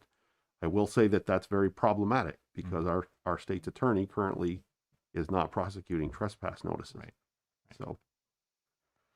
So the trespass really has nothing to do with the rule that you're considering. However, that's just another option that would happen.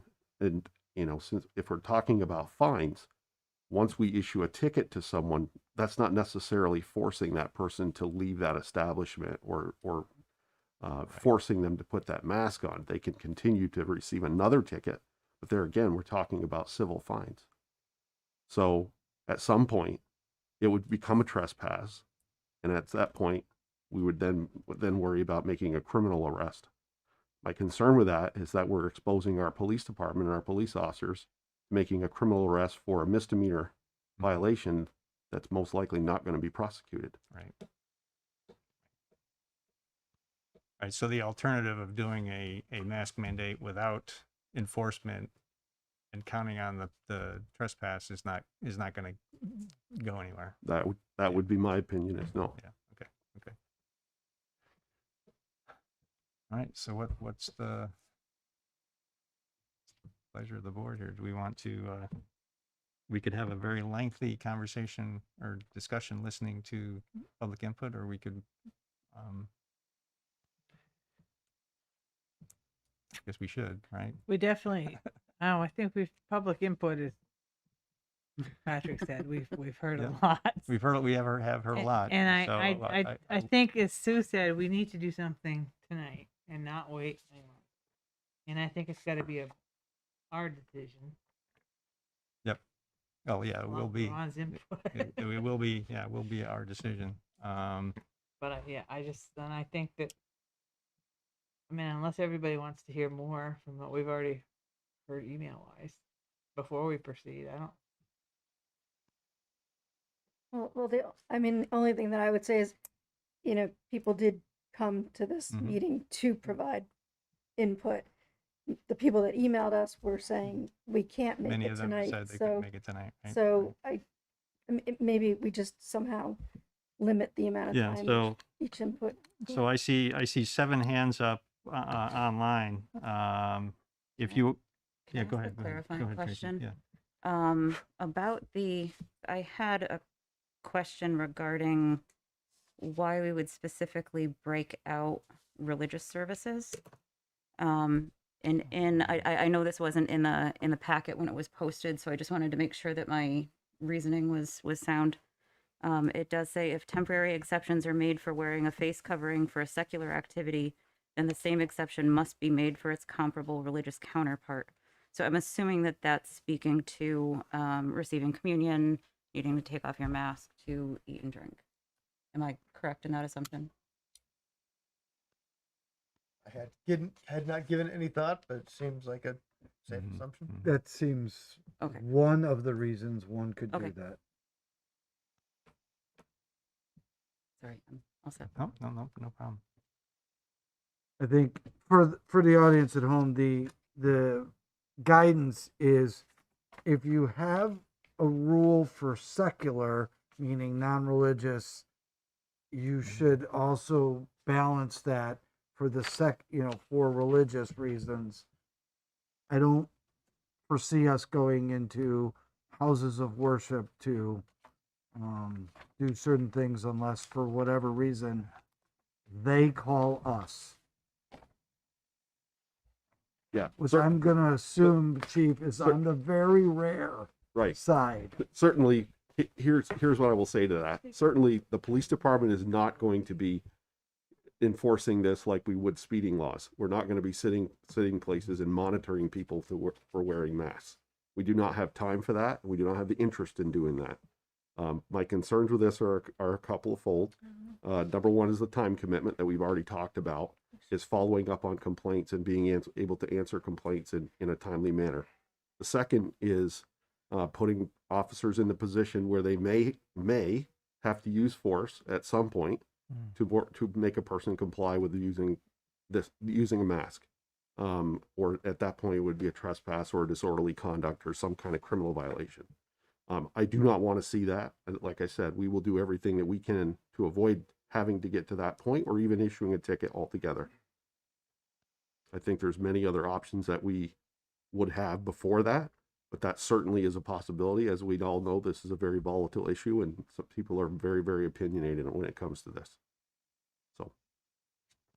So Chief, just for clarification, if there's an enforcement, if we do go with the enforcement route with fines and so forth, can anyone call?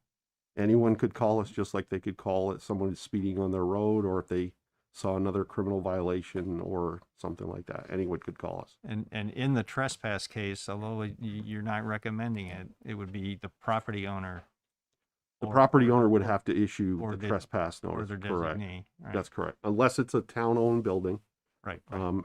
The property owner would have to issue that verbal or written trespass notice to that person in order for us to enforce that. Yeah. Yes. Yeah. So that's yeah. Okay. So there's a difference with regard to who would be potentially calling, but then the initial contact again in either case is education, attempt to educate. Right. Yeah. And this rule, the rule that has been spec'd out by the LCC also doesn't do anything for businesses. It doesn't mandate that a business post signs or anything like that. This is directly on individuals.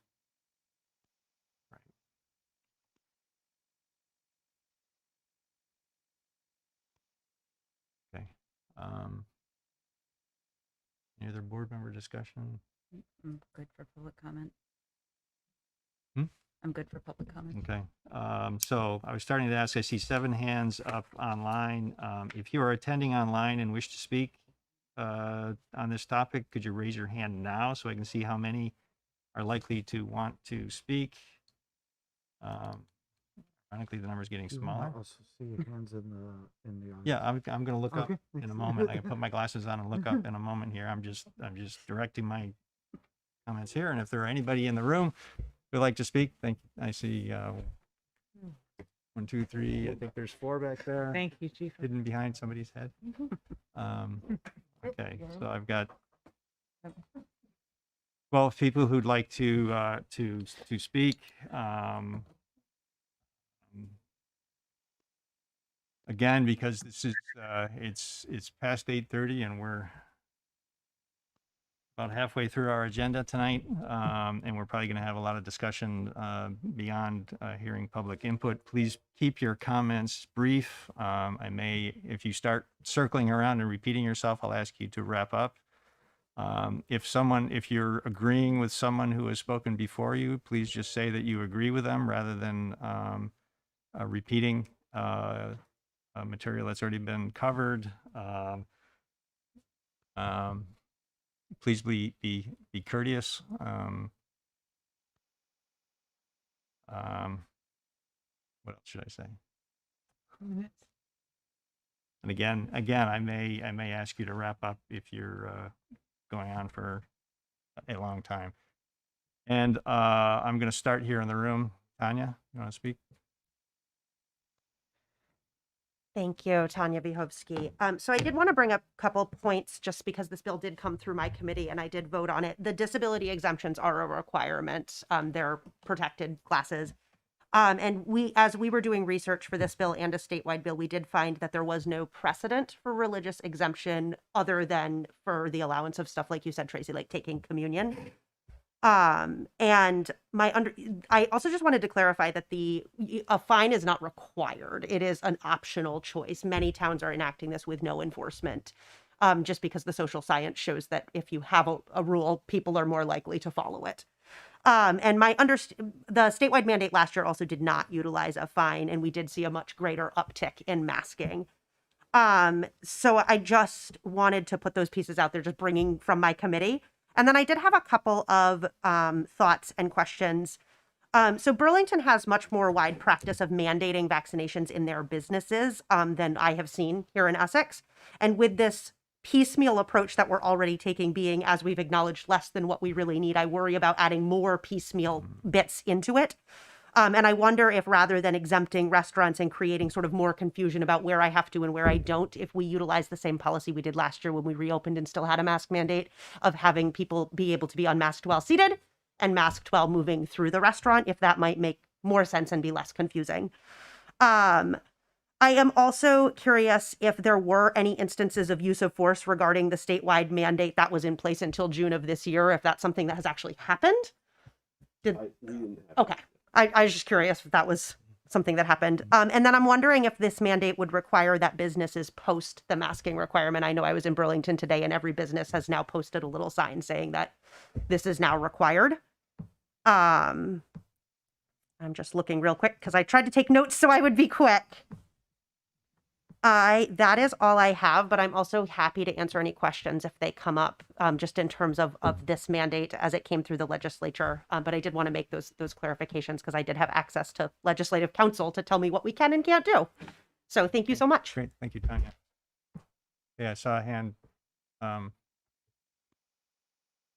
Who else had their hand up back there? All three of them in that row.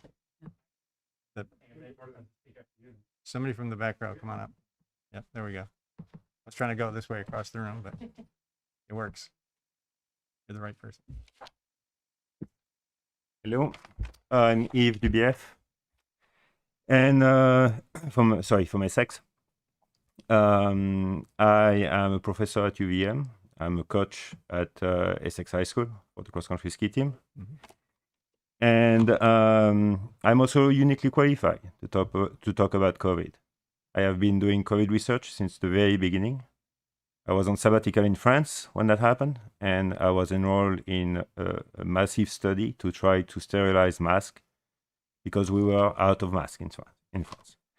Since then, my project right now, funded by NIH, is to define models to assess transmissibility in indoor spaces. So therefore, I talk routinely with epidemiologists, doctors. I understand as much as I can how COVID works, my knowledge is fluid dynamics. My expertise is fluid dynamics. So I know everything we can about aerosols and how they transport in the room. I did not bring my CO2 sensor. I typically have my CO2 sensor to assess the ventilation of the room. I forgot. But this is my expertise. I work with Essex High School, with the district, not high school, with the entire district, to figure out what we could do to keep the school safe. I have extended my services to this board to provide a presentation to really explain what we are facing. As you know, New Hampshire today announced they are out of ICU bed, not 80% out. A lot of us at UVM and elsewhere looked in this summer, when nothing was happening. We knew Delta was coming. We knew vaccine efficacy were waning. We knew we needed boosters. We knew vaccinated people would die if we didn't do anything. We predicted it, that where we are right now. So we have to act. There is no two ways about it. We just look around the world.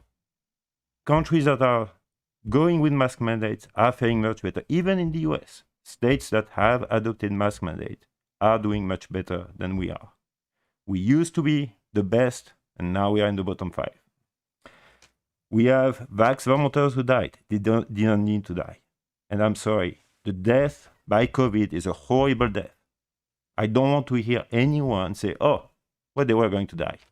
Well, there are different ways. The quality of life is important.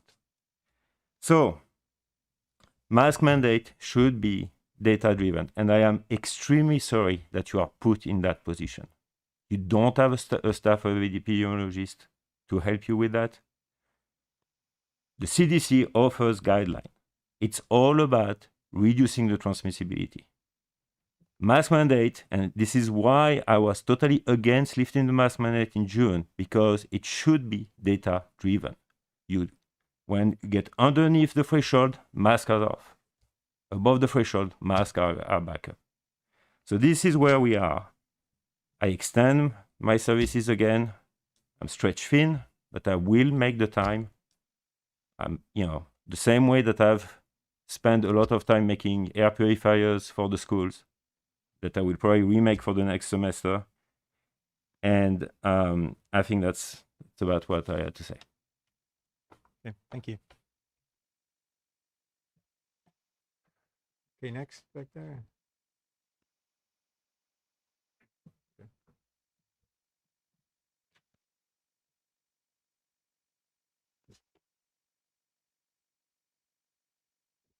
Hi, everybody. My name is Brian Sheldon, and I live in Essex. Thank you, Chair Watts, for this opportunity to speak. I speak today to ask that the Select Board implement the mask mandate in indoor spaces, as Burlington and Brattleboro have already done. Ms. Delphia spoke to, I won't repeat her numbers, but our numbers are 5 times higher than they were on this day a year ago, and that's with over 80% of Vermonters vaccinated. We know that it's time to add back masks as a mitigation technique. We know it worked because we did it in 2020 and it worked. Professor Dubief talked about data driven. That's a data point that there was much less transmission when there was mask mandate in place. I also wanted to share a story from shopping here in Essex yesterday. My partner wanted to go to Turner Toys to get gifts. As we walked in, a gentleman without a mask followed us in. And a staffer politely said, "Look, we're requiring masks in our indoor spaces." Staffer approached the gentleman. Instead of getting angry or leaving, the man apologized, reached into his pocket, and put on a mask. He didn't. I don't think that there's a big chance of belligerence here in Essex in this area. Personally, I thank the staffer for taking that stance. I would have, if they did not enforce their own rules, I would have turned around and left myself. But instead, I ended up spending $100 in the store. So if you're getting comments from Essex business owners worrying that they're going to be losing customers, I would say the opposite is true. There are establishments in Essex that didn't enforce the governor's mandate, mask mandate during 2020. I remember where they are, and I don't do business with them now. And I'm sure that I'm not the only one. So let's make Essex a bastion for safety. We'll save lives while making Essex a safe place to shop, to live, and to learn. That's a win-win. I asked this board to implement an indoor mask mandate with penalties, and that does not exempt religious services. Thank you. Yeah, thanks, Brian. Was there another hand back there? Yeah.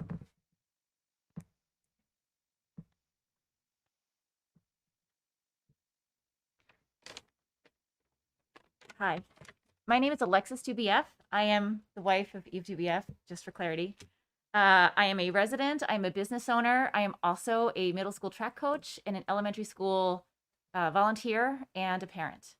And I am so relieved to hear that you guys are understanding the urgency of this moment and that there is not a push to push this out until December 22. We are desperately late, desperately. This needed to happen months ago.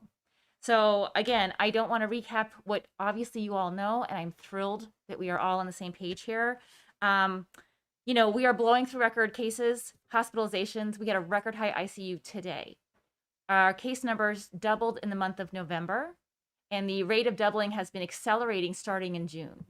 A bad day in June was 6 cases a day. Now we are over 600.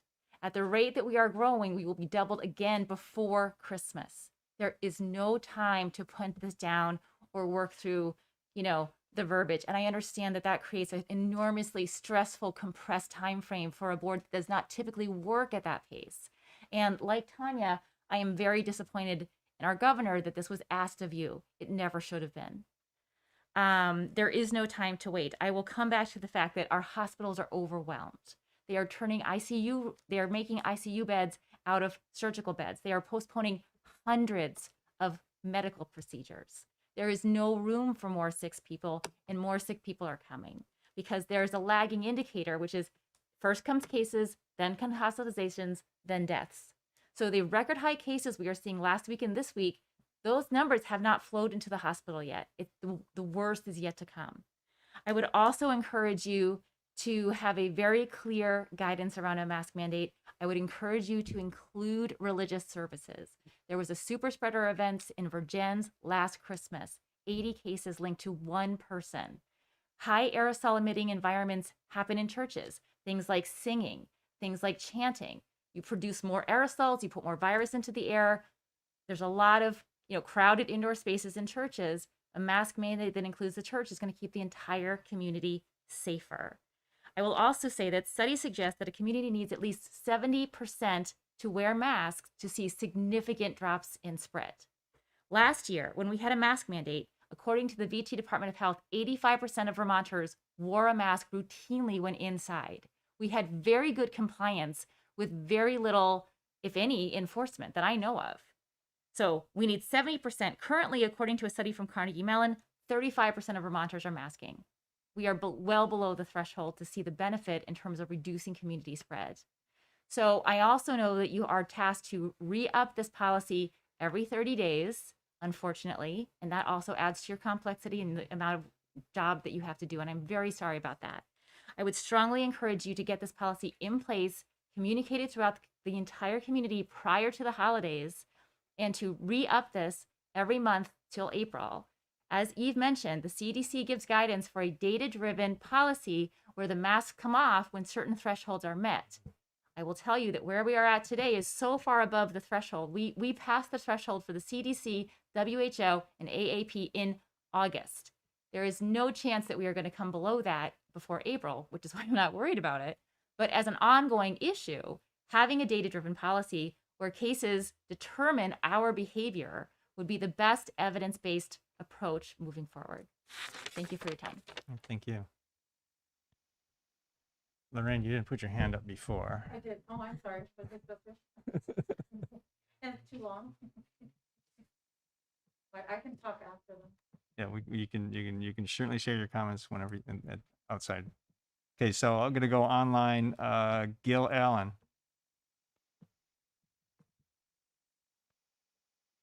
Yeah, I just want to thank the select board for inviting public comment. I would pretty much reiterate everything the person that preceded me just said. I'm the director of critical care at the hospital. I've been the director of clinical operations for COVID precautions for the past 2 years. It has literally ruled my life. I work 2 nights in the ICU, Saturday night and Sunday night. I'm watching young, healthy people die of this disease every day, and it's painful. I'm not speaking for the hospital. I'm speaking as a clinician and a concerned citizen. We are way past the point of needing mask mandates in this community. I personally feel that I feel that enforcement is probably going to be a waste of time. I think the importance of a mandate is just how it set an example and sent a message to our community the first time around. I think we have to be very careful about how we message this to our community if we decide to do it. That is going to be probably one of the most important and difficult tasks of the select board committee. And making sure that there is buy-in and people understand why this is happening.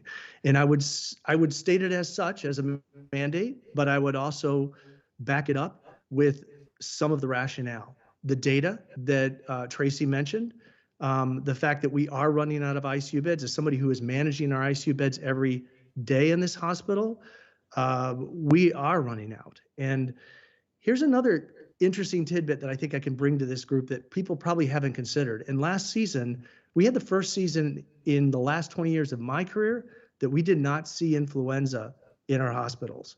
We had 0 influenza in our ICUs. And that's because people were masked all the time. It was an amazing phenomenon. And if we add influenza and RSV on top of the COVID that we're seeing right now, we are going to have an epic disaster on our hands. So the mask mandates are not only important for COVID, they're important to prevent the spread of influenza. There's been already sporadic reported cases in Vermont, and that's got me scared. And then I'll just say, I'll just reinforce what was said before. If we're going to try and message this, I would ask people to think of this not as a mandate, but as a call to duty for our citizens to do what they can to help protect the members of their community and help protect our healthcare workers and keep them safe and keep them sane. They are demoralized by what they are seeing. They have worked tirelessly for the last 2 years, and they are seeing people die, and they are seeing people that can't get into ICUs and get procedures that they need because our ICU beds are taken up by unvaccinated COVID patients. So we have to stop it on that front as well. And then I'll just really quickly put a plug in for the religious exemption. I get pulling your mask down for communion, that makes sense, but making a full exemption for religious gatherings will basically undo anything you do with a mandate, because the biggest outbreaks we've had in the state have all traced back to funerals, weddings, and religious gatherings. So it's just going to be not a useful effort if we do that. And I think I've said everything I needed to say. Thank you for this opportunity to speak, folks. Thanks, Gil. Richard Smiles. Yes, thank you, board members. I so appreciate the work that you're doing here. I'll be very brief. I agree with the sentiments that have been stated by other people. Both my wife and I respectfully ask you to create a mask mandate and to do it as expeditiously as possible. And again, my thanks. Okay, thanks, Richard. Gabrielle Smith. Oh, no, sorry. I'm sorry. Annie Cooper's next. Thank you, Andy.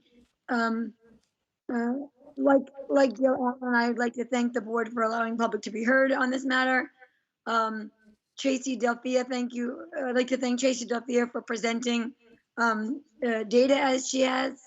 And I agree wholeheartedly that it is truly unfortunate that this is happening all across our state and not from the governor and the Department of Health as it should. And I am grateful, Patrick, that you brought this to our table.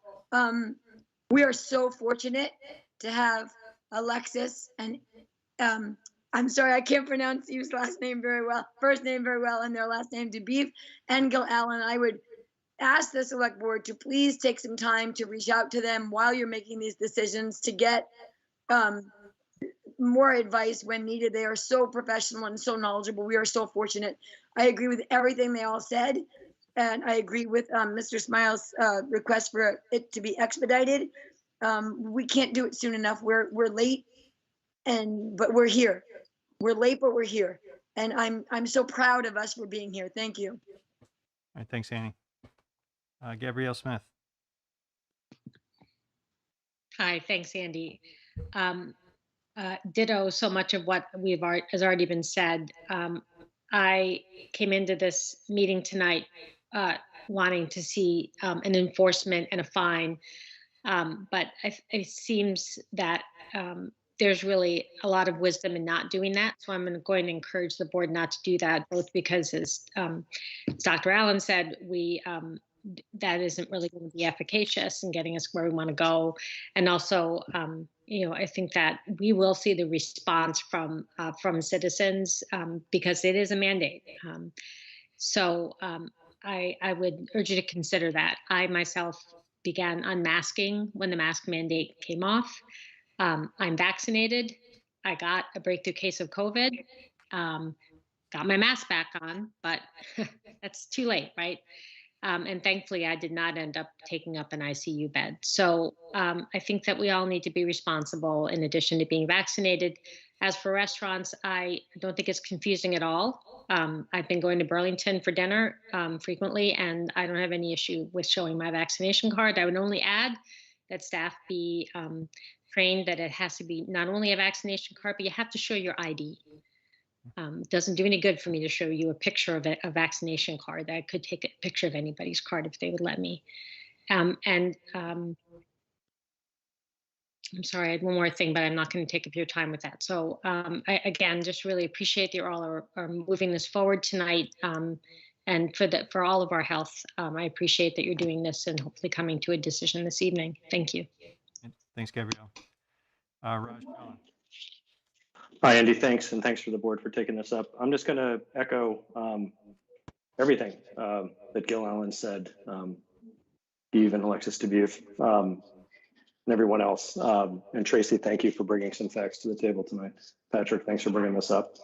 I'll just echo, everybody said pretty much what I was going to say, so I'll just echo Gabrielle here and say that the vaccination requirement for eating should be part of this.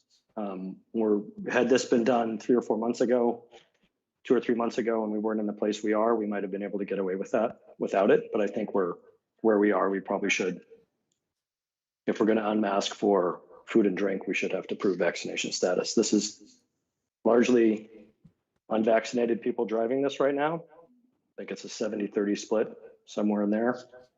So it would behoove us to consider that. I think expeditious as you can make this is also a request as well. Thanks very much. Good luck. Okay, thanks, Rob. David Scopin. Yes, David Scopin and my wife, Natalie Braun, over my shoulder here. Having worked in the ICU as a respiratory therapist 20 years ago, it's difficult for me to even go there, the thought of what these folks have to. Busy night, my busy night is nothing like what their busy night is.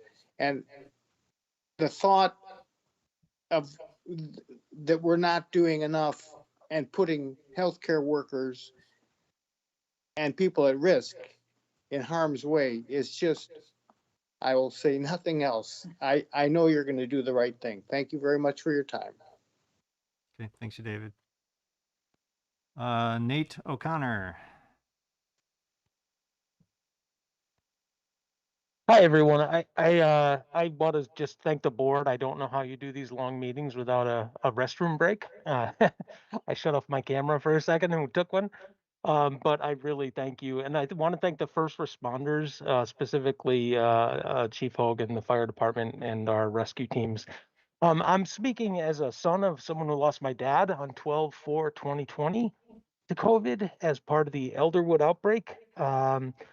And that was not fun. And it was before vaccines were available, and it was before masks were really a compliant, a thing. And he also was a 91-year-old man who didn't like his nose itched from the mask. So, it was a tough thing. I also speak as a scientist. I've spent a lot of time in biosafety level labs. I know that masks aren't dangerous and that they stop the spread of contagions. So I really encourage the strong following of the science and data.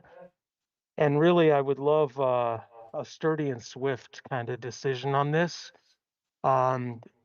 Also one that doesn't put our first responders in undue danger. I know that's a balancing act, but part of the power of science, I'd recommend following science, is that it adapts and changes, and watch those recommendations. The CDC website is updated regularly and has some amazing information on it. So I'm really glad you've taken this up tonight, and thank you.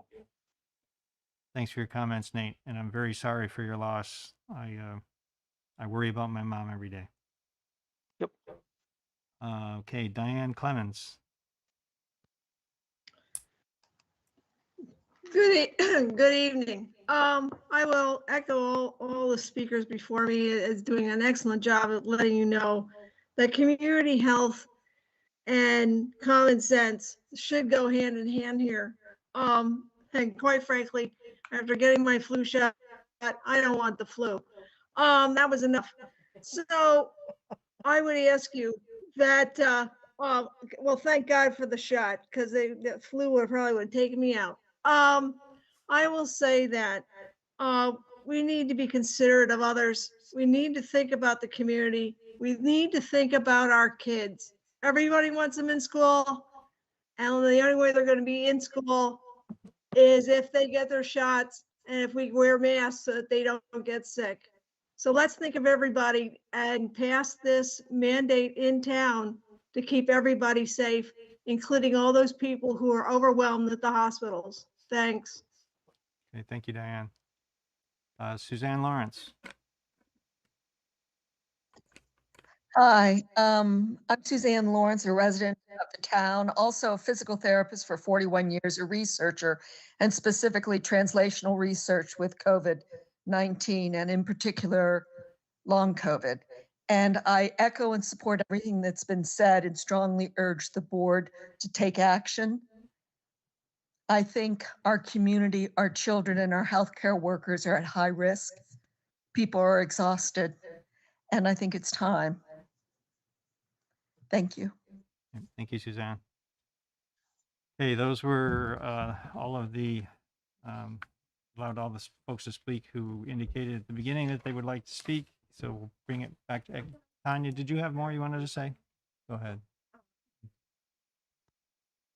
I just wanted to make, Tanya Vihovsky, I wanted to make a quick clarification of what this policy allows. This policy allows only for a mask mandate. We do not have the ability under this policy to mandate that businesses require proof of vaccination.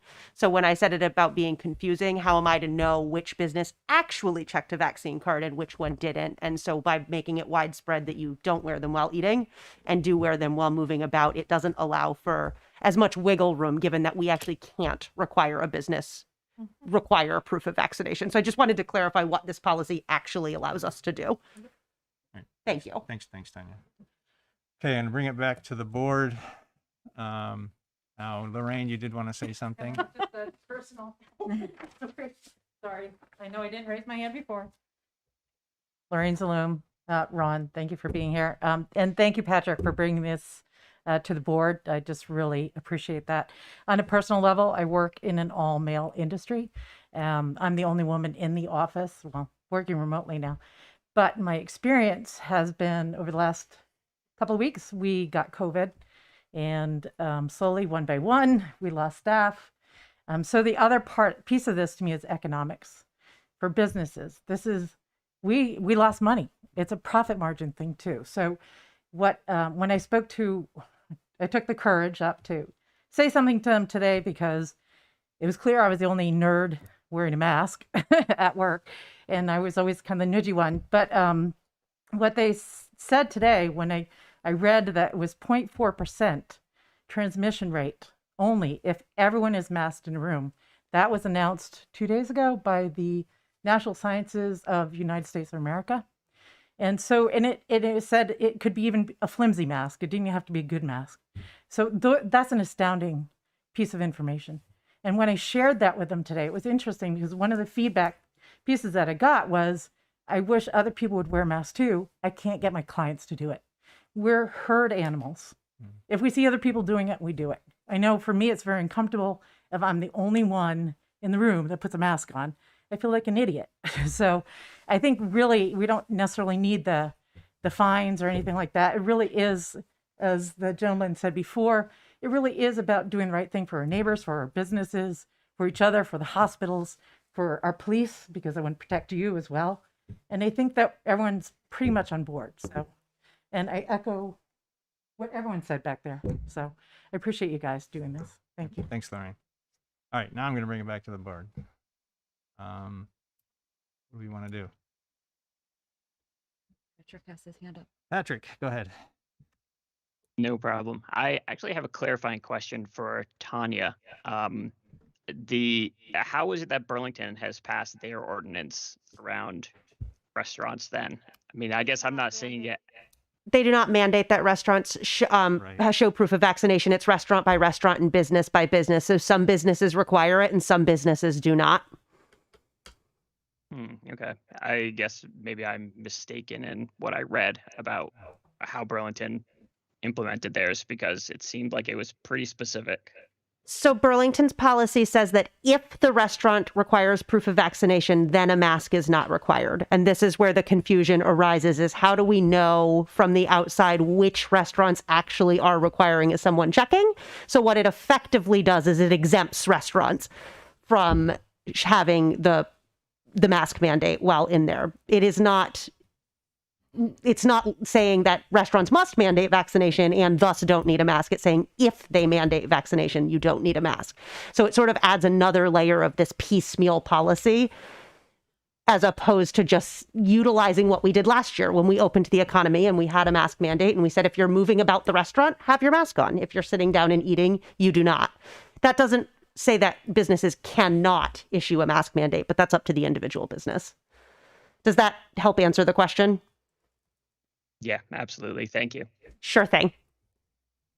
it's not all restaurants. It allows the option of a restaurant to allow everybody to unmask if they approve. Okay. Gotcha.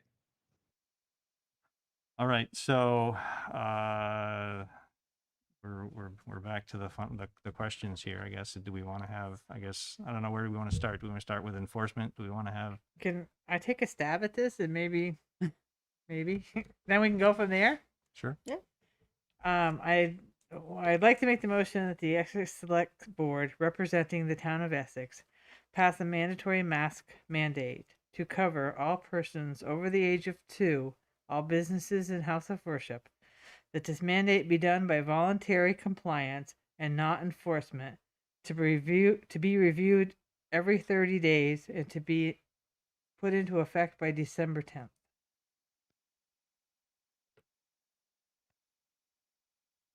Well, I actually That's a agree. start. It's a good start. I think we have the opportunity for the first piece of it to be 45 So we have a days. motion on the floor. Do you want to second it? Then we Oh. can have discussion. Oh, Or sorry.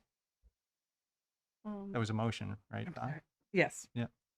I'll second it for discussion. Okay. Thanks, Tracy. So go ahead.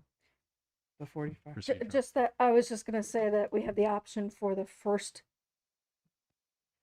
mandate to be 45 days, and I think I'm sorry, I missed that. Okay, I have no problem with that. But we still have to review it within 30 days, right? No? The first is 45. Maybe that's where I get my 30. So the way that it is written is that for the first stretch of time, it can be 45 days. And once you reach the 45 days, it must then be reviewed every 30 days thereafter. So your first review would be at 45 days. You're right. Or sooner. Or sooner. Because, yeah, hard to hit the exact date, right? So you said December 10th. Today's the 6th. Why not today? Because we have to get the word out to people that we're doing this. I'm assuming we have to let the businesses, the house, everybody know that we've passed this before we can. You can Granted, everybody here knows that we do it tonight, but the rest of the town. You can set a date. We can set a date, or it can be immediate, right? The, it can be the way immediate. I read the ruling is it can be immediate. Okay. The LCT guidance says that the rule must be posted in at least 5 conspicuous places in town and must be published in a newspaper of general circulation on a day not more than 14 days after the select board's vote. So it could be tomorrow. So we can make it effective any day we want and provide the announcement post that date. I was just trying to give everybody enough time to get. Yeah. I tried. Come on. Yeah. Sorry. You know, it depends on whether you think 24, 48, 72 is appropriate. So Tanya, you might want to just stay up here.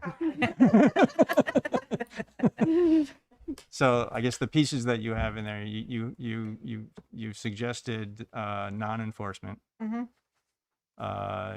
You've included houses of worship in the mandate. You excluded anybody under 2 years old. Do we also need to include specifically or explicitly disability?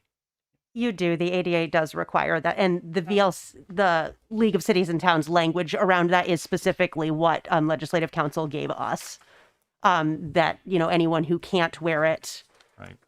I'm sorry. I just thought that was an automatic assumption, so I can. All right. Oh boy. All right. I have my hand up as well. Oh, yep. Go ahead, Pat. Don't worry. I would prefer a degree of civil enforcement. Even again with the waivers provided, I just think that, I agree. I think most people will probably accept this mandate as it is. But I do think that there could potentially be some problematic individuals, and I'd prefer to have the tool in our toolbox if we're making the rules around it now. To me, it seems like being a little bit overly cautious with it. Be the route I would rather go.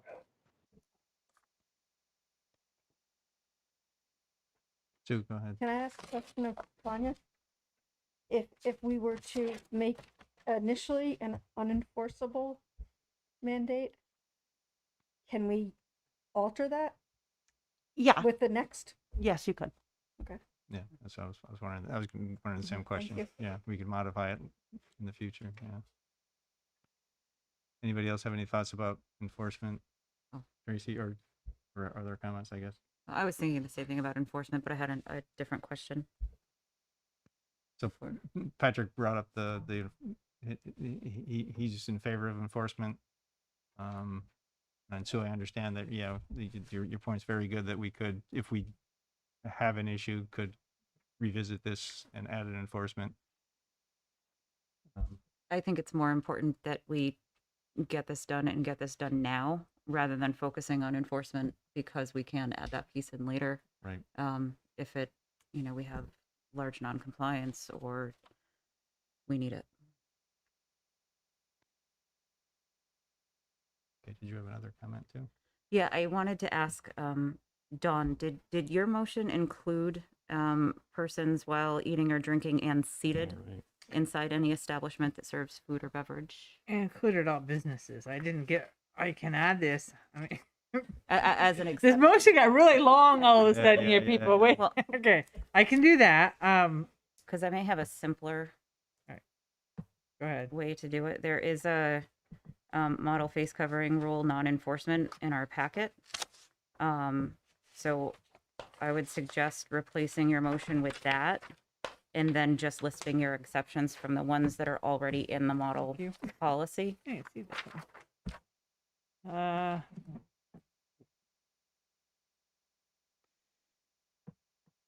This whole thing? Is that what you're asking me to? No, about where your right thumb was, your left thumb, sorry. There's two sections, there's two All right. bullets there. One is the place of worship exception, which I think we're not going to include. No. Okay. And then the So next- under 2, a person with a disability. Okay. Yep. Is that the language around all places open to the public? That's the language we used, I believe, in the bill that came out of the legislature, was all establishments open to the public. I'm not sure we use that Well- language Okay. anywhere. I just wasn't sure if that's the language you were pointing to, because that is a little simpler. If I may. So It does say that here. Mm-hmm.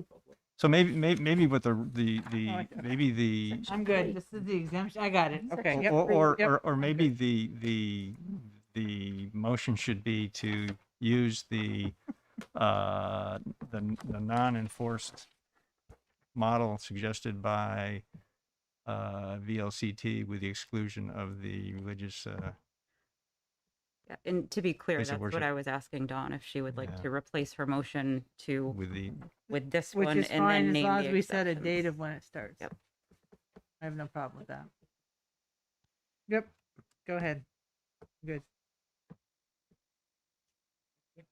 So I'm going to go ahead and offer a friendly amendment, or a replacement. Why don't I motion. just withdraw it? You and withdraw the- Okay, cool. There we go.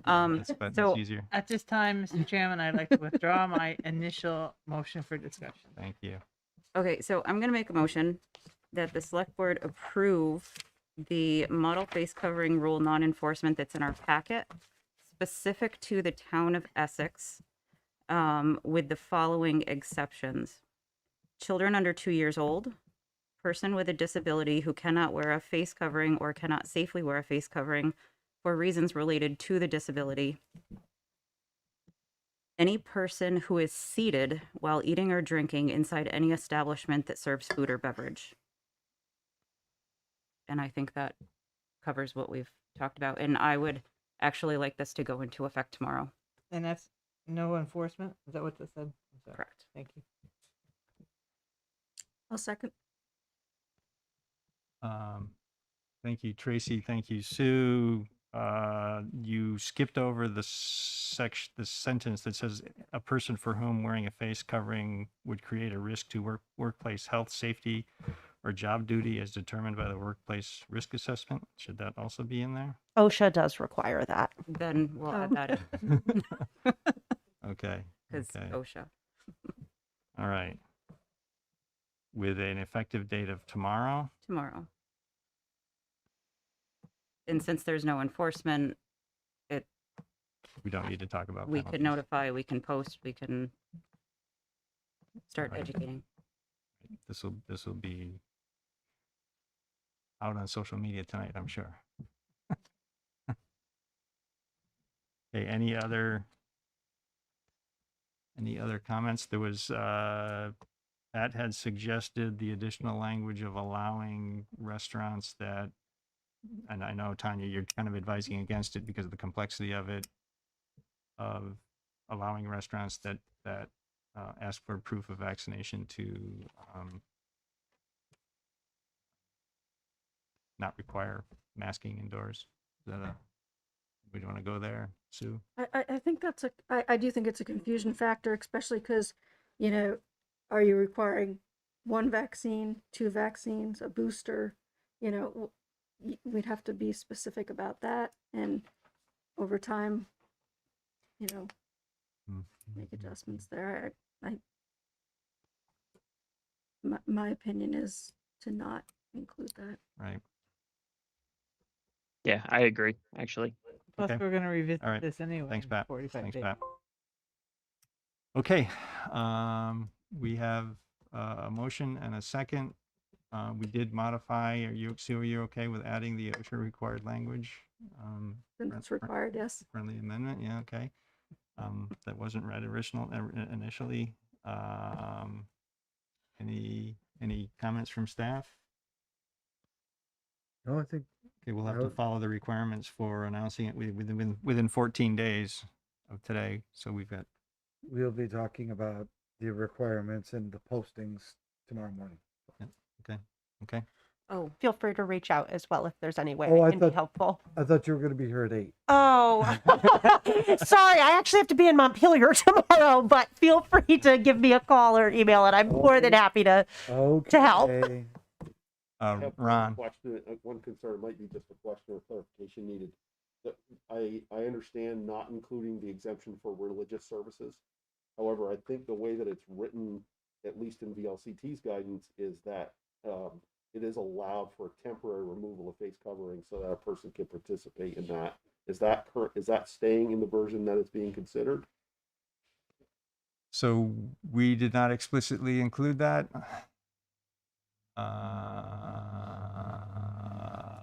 What does participate? Yeah. I'm saying from personal experience from my church, we all wear masks except for communion. Right. That's the only time they take it off when they get communion. That's the only time once a month. So I guess, do we need to be explicit about that, Tanya, or is that considered eating and drinking in an establishment? My understanding from my conversation with Legislative Counsel is that there is no precedent for religious exemption, so that there's no precedent. It doesn't mean that someone couldn't challenge it, but there is not a precedent for explicitly stating that. It certainly, you can, but we don't think you have to. Okay. All right. Thanks for raising the question. Should we, one thing that we mentioned earlier was a requirement for businesses to post this requirement. Right. So I would also amend this motion under section 3, requirement, add a sentence at the end that states all businesses shall prominently display this requirement at their entrance.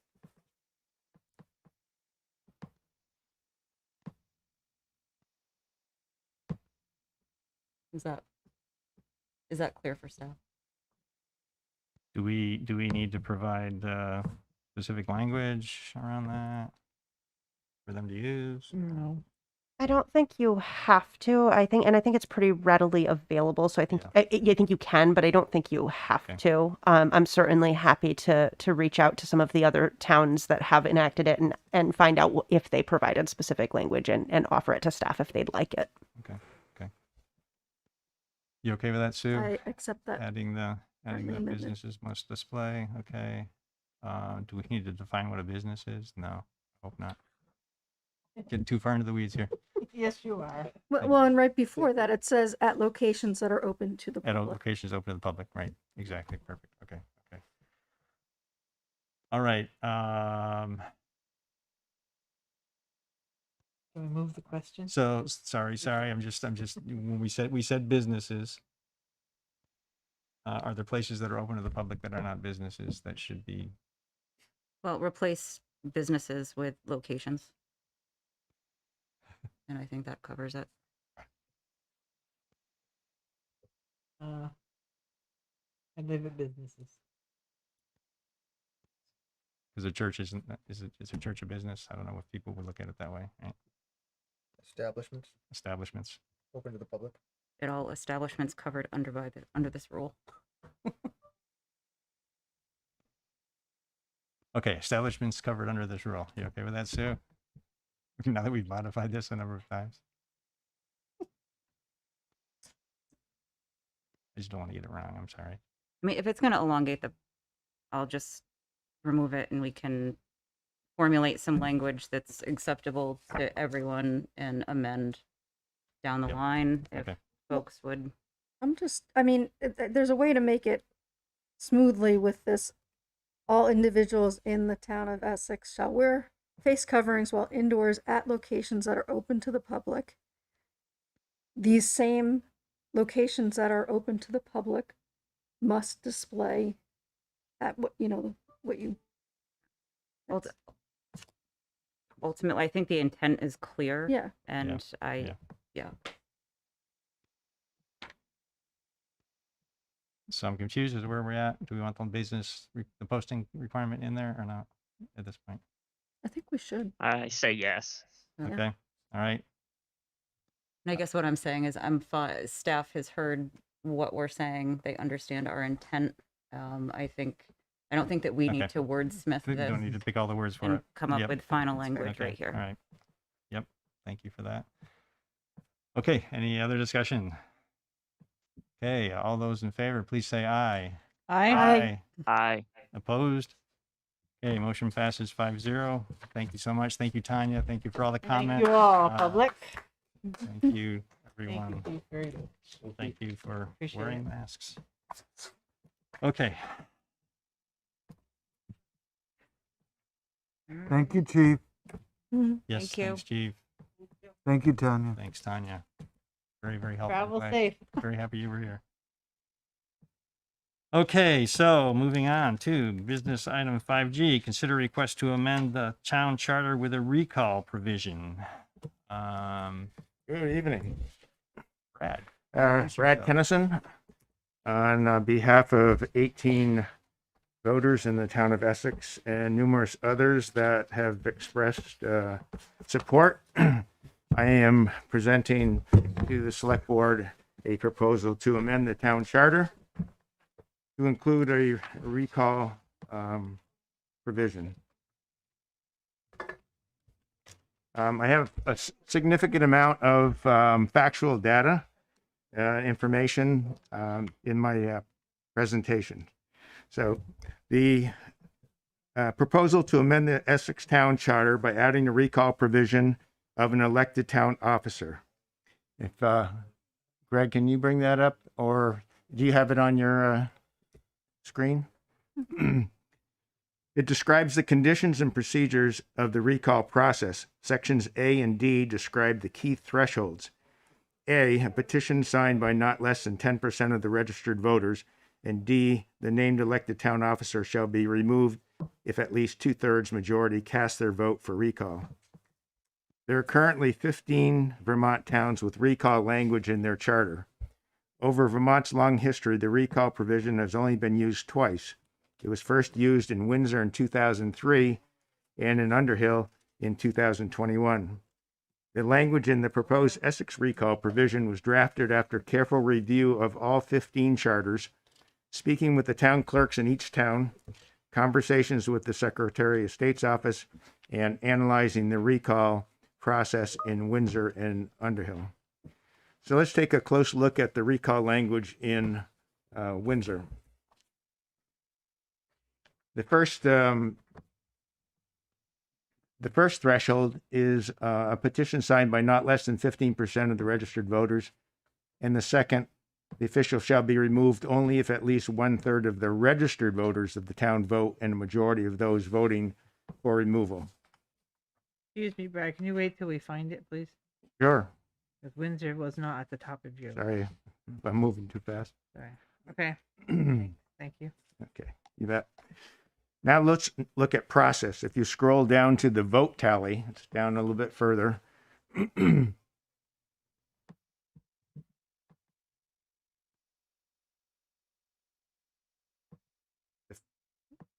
The first threshold of 15% of registered voters was met to place a recall vote on the ballot. The second threshold of at least 1/3 of registered voters, or 1,000 voters, was not met, even though 77% voted in favor of recall. Less than 700 votes were cast. In this case, the recall effort failed when only 23% of the registered voters cast ballots. In the case of Underhill, that'd be the next one.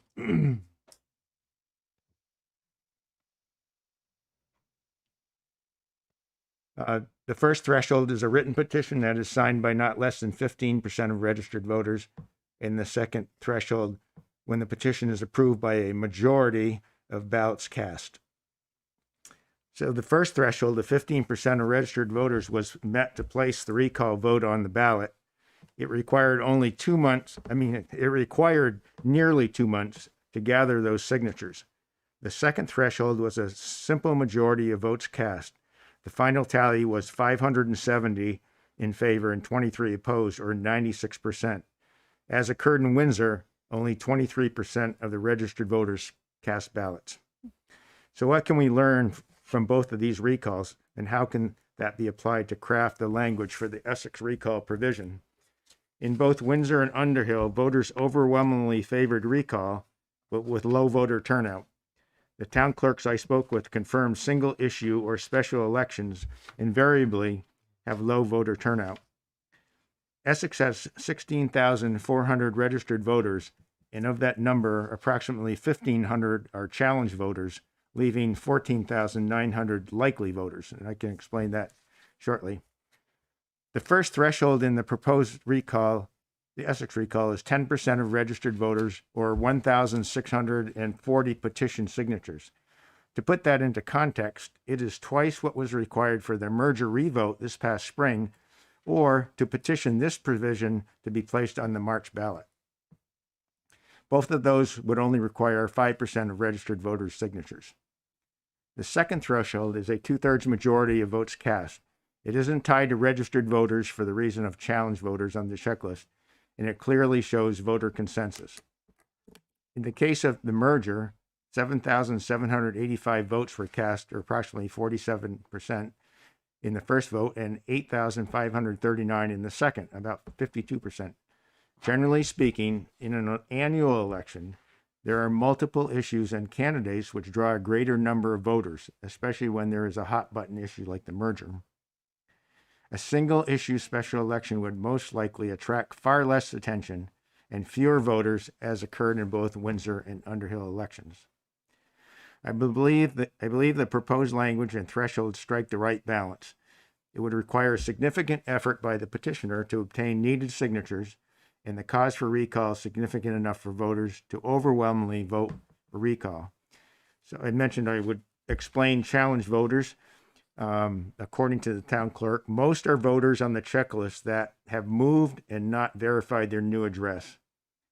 When the town clerk receives a Vermont property transfer tax return, they send out a request to the seller. If there is no response, the voter is kept on the checklist for 2 election cycles, which is equivalent to 4 years. After I had submitted this proposal on Wednesday to the Select Board, I was able to locate the House and Senate Government Operations Committee deliberations on H445, the Underhill Charter recall. I listened to those over the weekend and would like to share some of the comments made by members that may influence your decision and perhaps make a slight amendment to this proposal.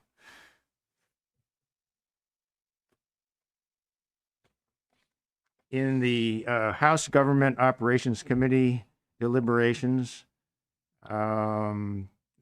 basically the question was, is there anything significant or unique about 15% of the registered voters?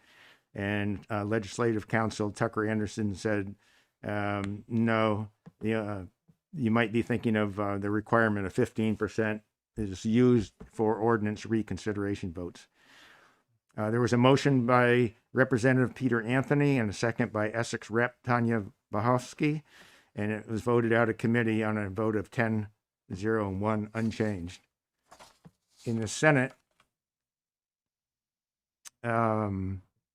there's a question about majority, and Chairwoman Senator White said, although if it only won by one vote, it still passes. Just as when we are elected, we win by one vote, we still win. Just as in the Essex Selectboard election last March between Elaine Haney and Tracy Delphia, after the recount, Tracy won by 9 votes. So there is a case to be made for a simple majority. So if there was one change to be made, I would consider simple majority versus 2/3. Happy to entertain any questions. I guess it wasn't 9, it was actually 2. It was 2 votes. Yeah. Pardon me? After the recount for my race, it was 2 votes. Oh, okay. Just- Thank you. I didn't go back and look. I was just my recollection. Oh, I Okay. remember. Thanks for the correction. It was all I know is it was very close. I guess I would ask, what is the real purpose of this proposal, as it's only going to impact the select board? Well, Because there's- we're the only elected people that it will affect. Well, I think it's an accountability clause. Voters have the privilege and the responsibility to elect their town officials, but presently that we have no recourse if there's an action by an official. And if in a real democracy, voters should have a chance to weigh in on that. And if they feel strongly enough that if there's an egregious action by a town official, they should be able to exercise that. I see Pat's got his hand up too. So Pat, go ahead. Thanks, Andy. I do have a couple of questions. It's a pretty small number. We have over 250 towns and villages in Vermont. So I guess I'm wondering, much like Don mentioned, this seems like it's the answer to a question that has not been asked. I'm curious about the specificity of it, why you feel that that Essex needs it when the vast majority of towns in Vermont do not. The second is that if you're proposing a simple majority, is that from what I've read in most of the other towns, already 10% is the lowest petition signature. I didn't see any lower than 15, however, on the examples you provided for the number of signatures on a ballot. And then you also are proposing changing tonight to a simple majority. Many of the ones that you have presented have 2/3. And I think that is largely because the recall or the need to recall is usually for serious issues. By making it a simple majority and by lowering the threshold for the number of petitions, it seems like that's just a way to get rid of somebody that people don't like. That's not really what a recall is for. We've seen this relatively recently in our country in California, which cost them millions upon millions of dollars for a recall that was doomed basically from the start, from the sheer number of people who voted to keep their governor. We would not be in a completely different situation. It would cost the town of Essex, obviously money to do this. So I just want to, honestly, I would like to see a reason. If we had a select board member who, for some reason, chose either to completely ignore all their constituents by flipping over the table at meetings, I think that would be, obviously an issue that needs a solution. I have not seen that in, honestly, any of the representatives that we have here.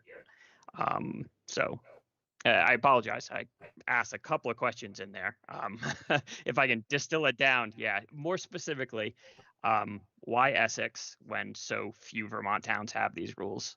And 2, why are the requirements so weak compared even to the examples that you've given us? First, to answer your first question, if you read in the packet, there were numerous articles in there about towns where they had issues with town officials, and they then had to go through the process of petitioning to put it on the ballot to get recall language into their charter. I would prefer to see that the language is in our charter, not wait until and if someday in the future there is an issue. Does that answer the first question? Sure, yeah. Okay. Every town that does have a recall provision has slightly different language.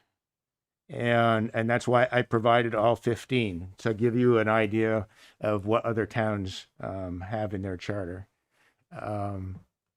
Because of the size of our town, the difficulty of getting signatures on a petition. I mean, 5% is required for most all petitions. This is 10%. This is twice. That's 1,640 votes. Or excuse me, signatures. That would take a considerable effort, and I don't think anyone would attempt that unless it was a pretty serious offense. I'm not sure that I agree with that second statement, but I understand the first. I would say that I would prefer to see language that would be more in line with either 15 to 30%, like the other examples that have happened across Vermont, in my opinion. Okay, I don't think that having those kind of numbers, I think it would just be words on paper. I don't think it would. You want something that's not easy, but it's attainable. And I just counted like 8 of them because the thresholds are so high that it wouldn't be attainable. So I chose what I thought was reasonable, but not easy. So did you have? Yeah, I have just a question. So it sounds like there was an assumption made that this only applies to the select board, but the wording that is in there is any elected town officer. Doesn't that apply to beyond? Isn't the town moderator elected? Is the moderator? Any elected town official. Any. So what about the school board? Is that The school board? We're in a unified school district, so we have 3 different districts, so that doesn't apply, and they have their own charter.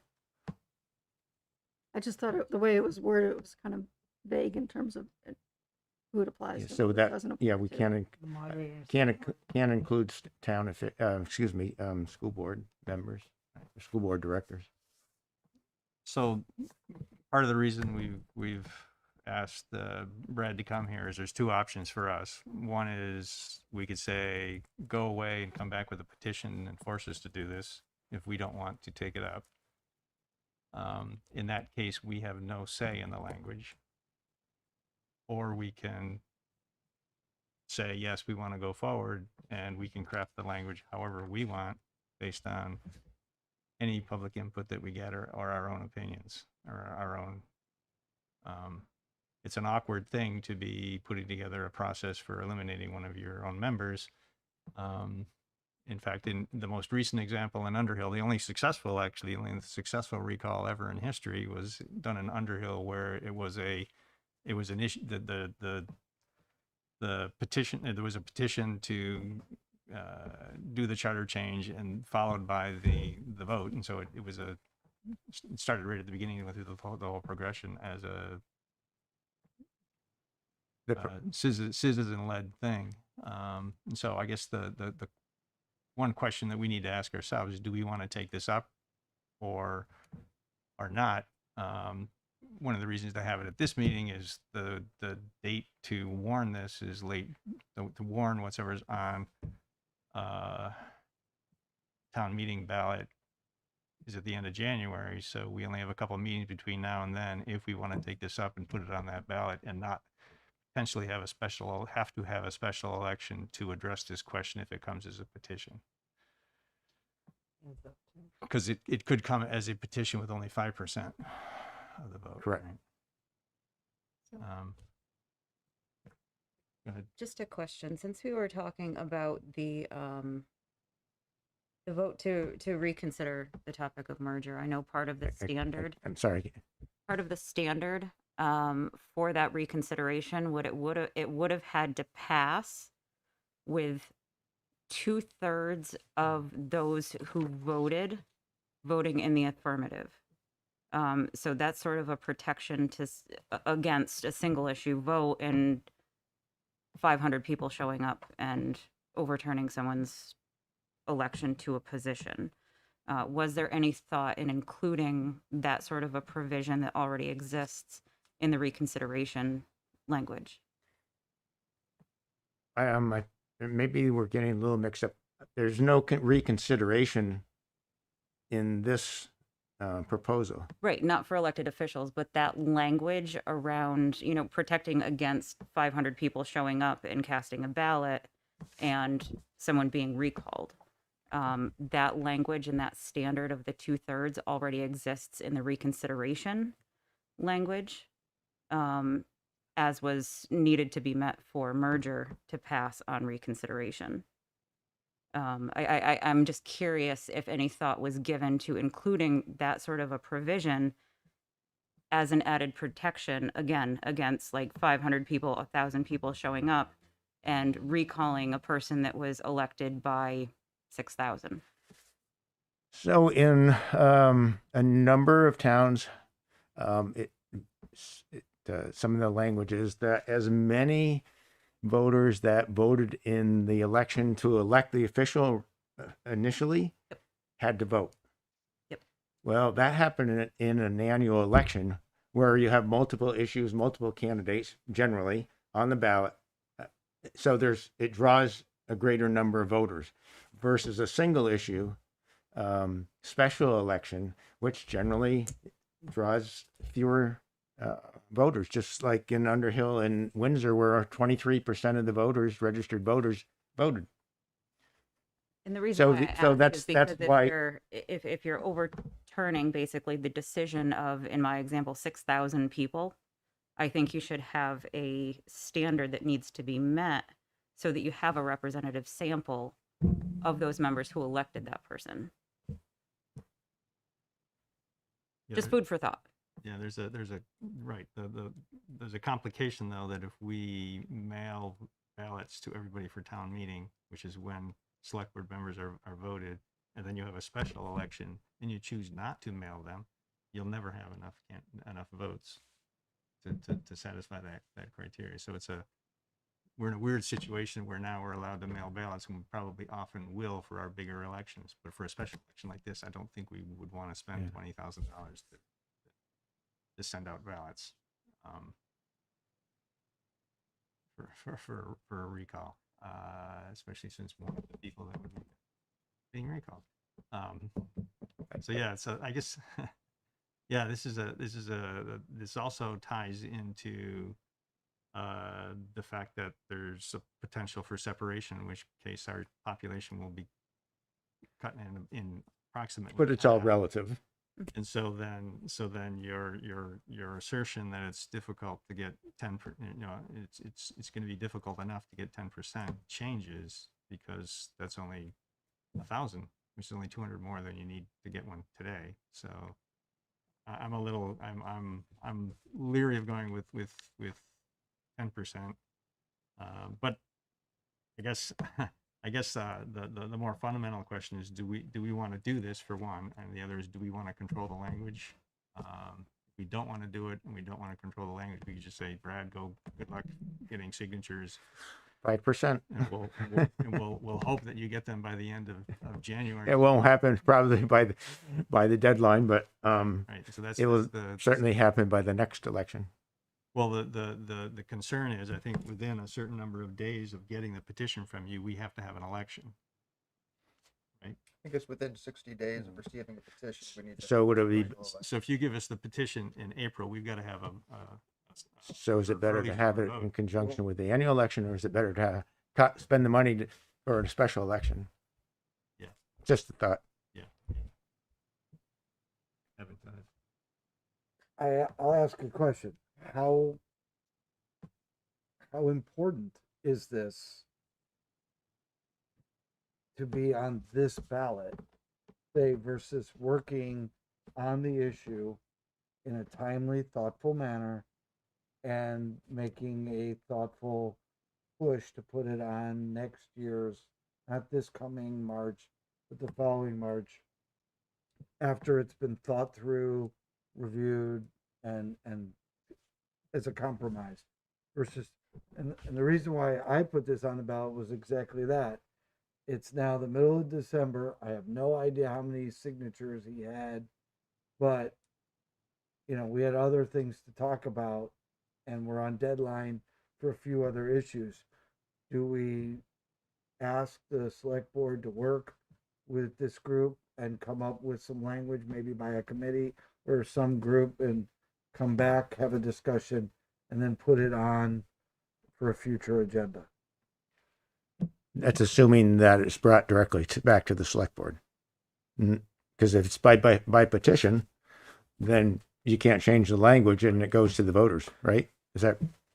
Oh, and by the way, it can, and then the select board, first of all, then it has, first of all, then it goes down to the state, and the state could kick it out for whatever reason they want. Second, the following year, the select board could come back with a new provision and put in whatever they want and get enough votes and move it out. So I'm doing a friendly, if it's important to the community or others, do you want to work something that makes sense where everybody is comfortable with language and thresholds? Because I'm going to tell you something, if we do mail out 14,000 ballots and we have to get poll workers and we have to do things, it better be a serious infraction. Exactly. To remove somebody, and that's where language matters. Exactly. I agree. It shouldn't be easy. And it's only been used twice in Vermont's history, and for good reason. But I'm more than happy to work on it with whoever. Our town attorney wants to know. He sent me, what issue are we trying to solve? I think I explained that. I want heard your explanation. Yeah, I would rather have it in the language than to have something happen and then have to go through, like, it will take at least a year to get the petition and get it on the ballot and go through the legislative process. But as I explained in both, the House and the Government Operations Committee,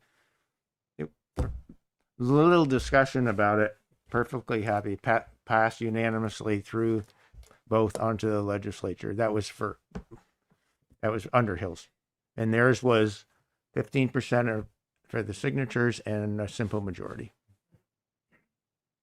So I was just, so Evan's using the word importance, and rather than, I think, like, what is the urgency? And I heard your answers, and I know you want to put something in place so that we have it if it's needed. But to Evan's point, we have a lot of things that are time boxed that are on our plate right now.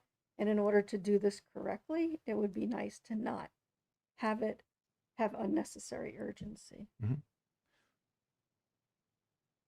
Tracy, you have your hand up? Yeah, I was actually not going to say this, but I know that I've mentioned previously about having a standard charter change committee to work with residents to get public feedback to draft this language.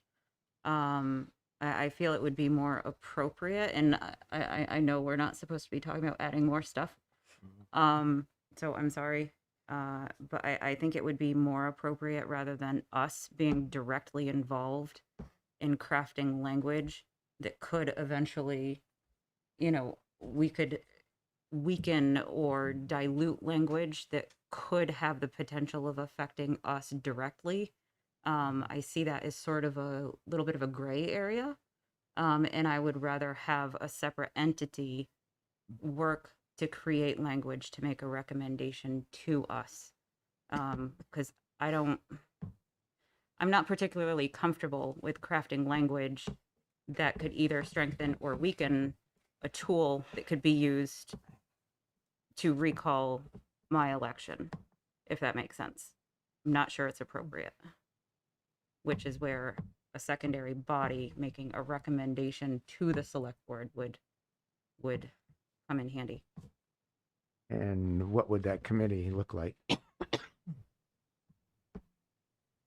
Any other committee made up of residents. We have a wealth of knowledge in our community with attorneys, lawyers, paralegals, folks who have municipal backgrounds, folks who are involved in VLCT, women in government, organizations of that sort, also having connections with other municipalities, such as Underhill, be able to talk about the pros and the cons and not take a chunk of meeting. Not that this isn't a worthwhile cause. I'm not debating the importance or the whatever. But just being able to devote more time to actually crafting language and making a formal recommendation with formal public input. If that does that answer your question? Sure. Yeah, absolutely. I'm more than happy to work on it. I'll be part of that. I think I've done a lot of research, and I think I can lend some. Yeah, I'm glad you brought that up, Tracy. I was debating whether to go there as well, as the question of whether we should have a. There are communities that have charter committees that look at what other municipalities have in their charters that we might benefit from. And pursue them, because we don't spend a lot of time doing that. Right. And that's I know exactly what Tracy said. We don't want to be adding workload. So, so there are a couple hands up in the public. Do we want to go listen to public comment now? Any comments in the room? Irene, want to come up?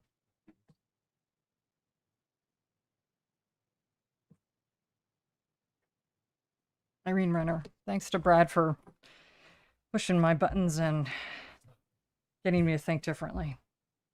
I never thought that I would see the day when we could vote people off this island. Those who drafted our town charter did not include a recall provision. It's not the Vermont way, is it? I mean, relationships have always mattered here in a place where you'd eventually wind up making a casserole for your ailing neighbor, or they would pull your car out of the mud with their tractor. You couldn't afford to get all mean and nasty about mere political differences. But times have changed, and social media has been a big part of that change. Civility can no longer be taken for granted in a town the size of Essex or in a smaller town like Underhill, where they passed a recall addition to their charter in March and then voted to actually recall a misbehaving member of their select board just a few months ago. Recall, as I understand it, is not to punish a member for speaking up for a marginalized part of this community. Recall is not to isolate a member for being assertive or for being reclusive or any other personality trait they bring to this table. But recall is a way, I've come to understand, for voters to admit that they were misled. It's a curative action, similar to the way the staff and select board can make mistakes with tangible reproductions, as happened in 2016. We were then advised by our attorney to make a motion and vote to cure that entire mess, thereby absolving the town of liability, if not guilt. This year's phenomenon of an elected official feeling emboldened rather than ashamed after being caught in a texting tryst that vilified his own constituents has pushed me from no way on recall to the side of yes, please. It is time the voters have a way to cure their mistakes, as daunting as these actual corrections will be to ascertain. Because not every elected official who breaches the public trust has the common sense and the good grace to bow out when they've crossed the line of indecency. It is time that voters have a recall option as part of the Essex Town Charter. I like Tracy's suggestion to form a committee, and I hope that it would be done promptly. As to Evan's concern about timing, there are general elections in April of 2022 and November of 2022. We can do this, and we can do it before March of 2023. Thanks so much for your time. Thanks, Irene. Annie Cooper. Hi, thanks, Andy. It's quite a curious presentation. Not presentation. I don't mean presentation in that sense. I meant the presentation of the idea. It's a curious list of people that signed it, and it's interesting to say the least. I would very much like to be part of the committee that works on this. I think that would be intriguing and interesting and certainly lively. I do agree that having this in place several years ago to recall Irene Renner when she was handing out condoms at the middle school would have gone over quite well. So I see the validity in it, but also, I don't know, I don't love it. I'm sure a lot of people would like to have this on the school board right now and have Liz Katie recalled. I think it's interesting as a topical conversation. I also think that voting and having a say in our community is important. And if it turns into a circus of vote and recall, we're not doing our community a service. I appreciate the discussion and thank you for your time. Thanks, Annie. Harlan Smith. Yeah, Andy, I don't know if you can answer this for me or not, but I believe that there's protocols built right into, I don't know what you want to call it, rules and regulations for the way that select board members.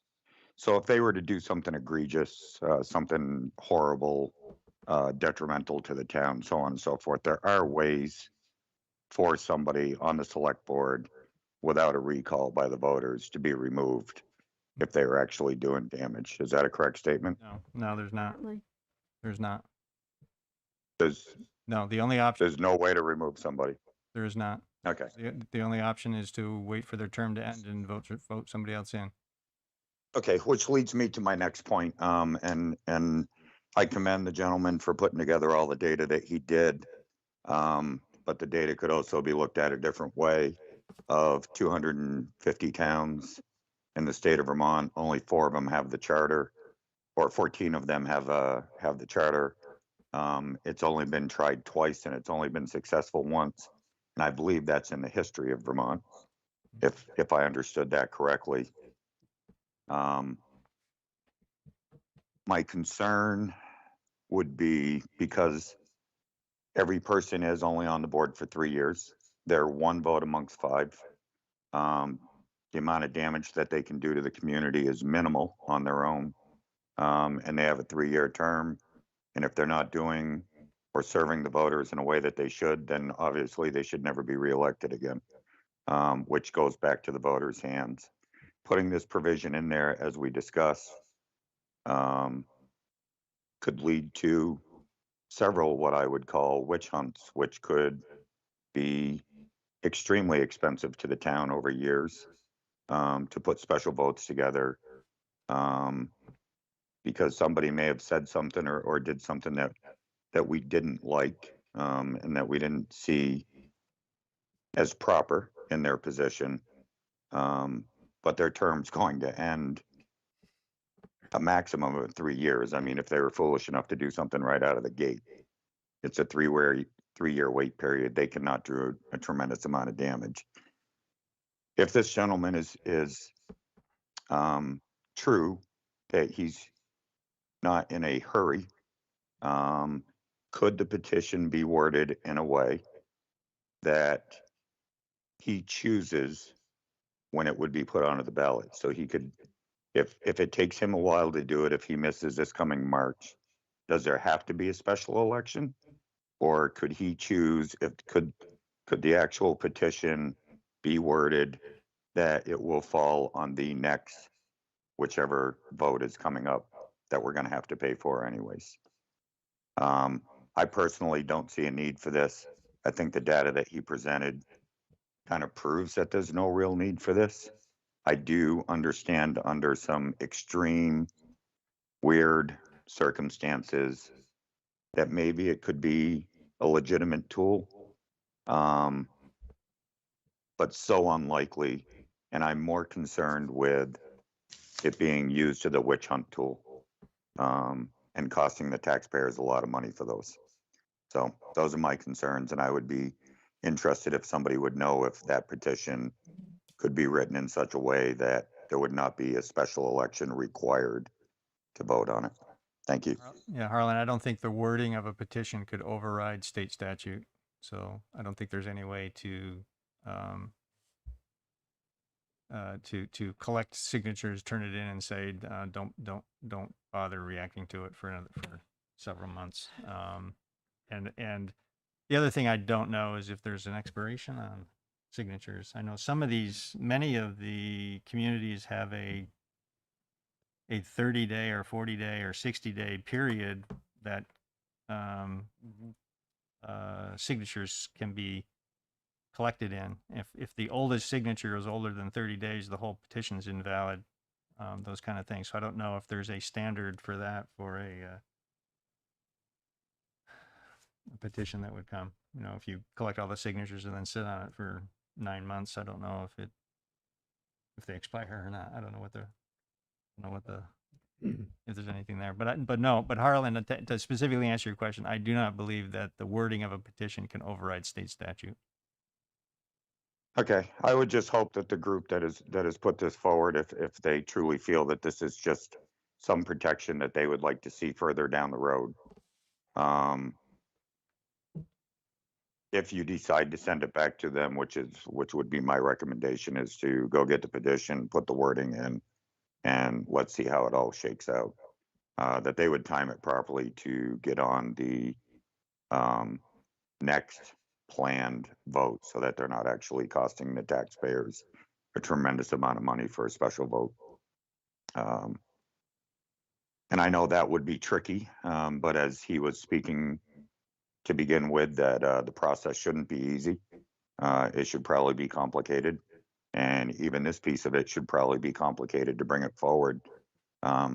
Unfortunately, and nothing against him, and I understand his point, and I understand that there could potentially somewheres down the line be an absolute need for it. I think it's a slippery slope, and I think the data that he presented, if you read it a different way, doesn't support the need for it. So, my 2 cents. Thank you. All right, thanks, Harlan. Elise Serta. Hello, thank you. I have 2 points. One is this kind of consideration, this is really serious stuff. You're basically talking about a process that would undo the will of a majority of voters within our community. And I think to do that, this is our democratic process, right? So to undo that, I think it has to have a very high bar. So I'm not saying I wouldn't be unwilling to consider a recall process, but I will tell you, I will expect it to be very laid out that, 15%, I'd go higher than that. And I will say in this community, it's not hard to get that if the will of the people want it. Thank you, Annie Cooper, for a second vote on merger. It can be done in a very short time frame. But I would say, I want to know what we could recall people for. I don't like that person. I want it to be an egregious offense. I want it to be something that reaches a certain level that could be, really offensive, and not just somebody's opinion about what is truly offensive. And I think that needs time. And I think you need the community to come together and decide what that looks like. I'm not into arbitrary numbers, and I'm not into arbitrary standards of conduct. So that's my 2 cents. Thank you. All right, thanks, Elise. Patty Davis. Yes, hi. I look at this objectively on both sides of the fence. In the beginning, when he said, when he was talking about, well, we're trying to do this as a preventative thing. So the next time around, if somebody does something egregious, we'll be prepared. It's like, the reason I'm on both sides of the fence is because you guys know how I feel about running at Saxon Hill. It's like, listen, years and years and years, us hunters have been, we haven't shot anybody. It's like you're saying you want to put a preventative ordinance in 8-1 when no one's been shot. Well, they have actually, 8 year, the professor. But my point is, it's that kind of logic. Like, I have to learn that all the signs on Saxon Hill that say wear orange, I wear my orange, and I'm having faith that I'm not going to get shot. But do we wait until someone gets shot? That's what I'm trying to say on both sides of the fence here. Is I agree with Tracy that Tracy was saying, listen, the 6,000 people elected us. We've got a really good select board. We're very qualified and they're doing great. Nothing's wrong. All these other towns, nothing's wrong. Only in the 14 towns that he spoke about, they're putting this on. So I'm looking at it on both sides of the fence. Do we wait till someone gets shot and then put it in? Or, I mean, he needs to think about that, because there's two sides to the coin here. And right now we have a great select board that people voted for. All right, thanks, Patty. All right, I'm going to bring it back to the board. Do we want to, I guess there's a couple options here, right? Do we want to try to push forward and develop language for town meeting? Do we want to tell Brad to go find a petition to bring it back to us, which could have an arbitrary date for a staff to vote? Do we want to ask town staff to establish a committee to look at not only this, but potentially other charter provisions? Or limit it to this? We have thoughts to go? I think we've got a lot on our plate right now. I think it would be potentially challenging to, and I agree with what Tracy said about it's challenging for us to come up with language around how to remove one of us.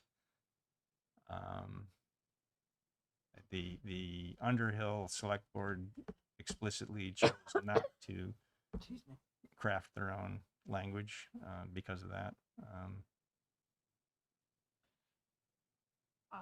Sorry, I mean, I like the idea of the third option the best. I think that gets us to the right answer, but I also am sensitive to the fact that our town staff is also right. very Adding overextended right another now. committee. Yeah.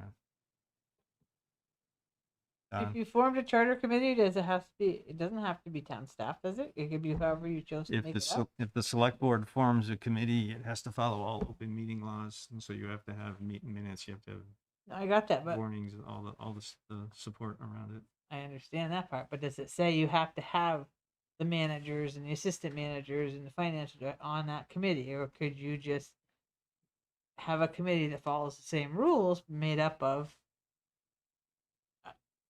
what I'm saying, Brad, a select board member, or however you wanted to make your committee up, but not have to burden the actual paid town staff with it? Isn't it? Could you legally do that? Go ahead, Greg. Staff doesn't have to legally be on a committee, but what we do is support that committee, even if we're not at the meeting. We're typically the ones who are sending out the notices, making sure things are posted online, tracking down minutes to get those posted. Those procedural things that are required by law, we're the ones making sure those are followed. I got that part. But what I'm saying is, if they formed a charter committee, Greg, say they decide to have 5 or 8 or 7, however many people, and they work on whatever they want to present for charter changes, they could do that as a committee without you having to be involved at that point. Is that correct? Until if the committee's appointed by the select board, right, they have to follow open meeting law. Right. So we have to we have to make sure that they do the postings, get the minutes done, get the agendas out. That's where staff support comes in. So I don't know if that answers your question.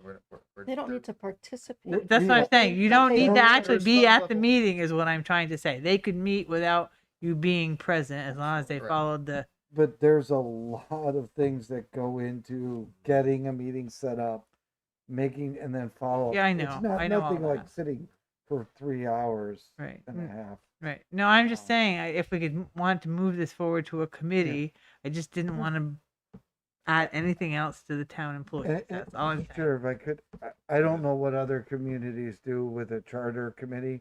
Maybe they meet once a year for a couple of hours. Maybe it's twice a year. We could certainly look into something like that and see what some other communities do in that realm. It's up to you guys. I just given there's so much. I mean, we talk about is I don't know what somebody. You get elected for 3 years. A lot can happen in 3 years. It may be something you want to look at. I'm just saying that at this particular time, it is late in the calendar. If there's an ability to work with the idea instead of trying to get it done by the middle of January when we have other things on the thing, do you want to do that and work with the petitioner? That's up to you.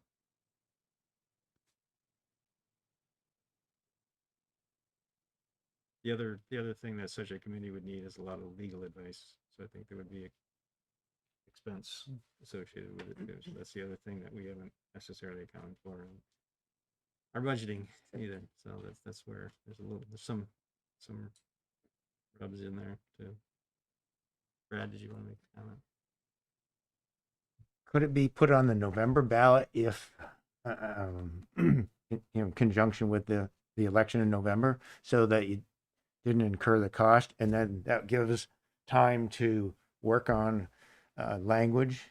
And if that was the case, if you could do that, I would not, push a petition, but be happy to work with whatever group or on language, and hopefully be able to present something for the November. And the opportunities for a vote are town meeting, school budget vote, and even numbered years November. That we could get something on a ballot, Which right? would be November. Without adding an additional election. So if Yeah, yeah, because I wouldn't want to see this drag on for another year or two, if possible. right. So I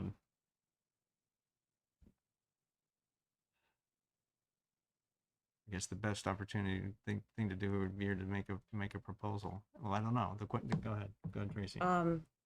Hearing that about November would be would meet what you're looking for, if I heard you correctly. November? That November 2022 would be amenable to what you're hoping to do. I'm sorry, I can't I thought I just heard you say that November 2022. So Yes. The next election after town meeting day would be an acceptable time frame. Sure. I mean, if this is too short a time, and you as a board feel that we need to spend more time on the language and how it's going to impact the community and getting, I'm willing to work with a group and postpone it to November instead of trying to push a petition to force the issue. Yeah, and so what I would like to propose is that we could have staff look into other towns that have charter committees, see how often they meet, what the scope is of what they work on, and bring it back to us as feedback to inform our decision going forward, whether it be, to set up a standing committee or go down another path. Right. And that path could be to tell you to go get signatures for a petition and ask you to please not to cause an extra election. I mean, I see. Just as to say that what Tracy just said isn't committing us to putting together a committee and choosing to work with you on the language. Yeah, but it's clear we need more information before we sort of choose your own adventure. I mean, the committee could bring it to the select board for in anticipation of November, right? Yeah. And the select board could say, no, we don't like that language, and we pass the November election, and then I don't want to see that happen. So I would want to work with the committee, get it to the select board to make a decision well before that deadline. Understood. So I'm happy to work with you. Is that workable for staff? A lot better than March. Yeah. Okay, so thank you, Brad. Thanks, board, for the discussion, and let's trudge on. Okay, thank you very much. Appreciate your time. Thanks, Brad. Thank you.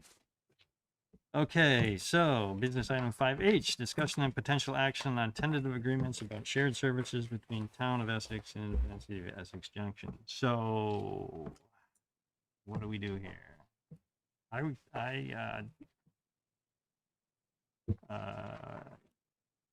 wasn't here for the last meeting this was discussed. But let's see. Are there any further changes in the MOU that anybody wants to bring up, or any comments on the language that's in the packet? Any of them?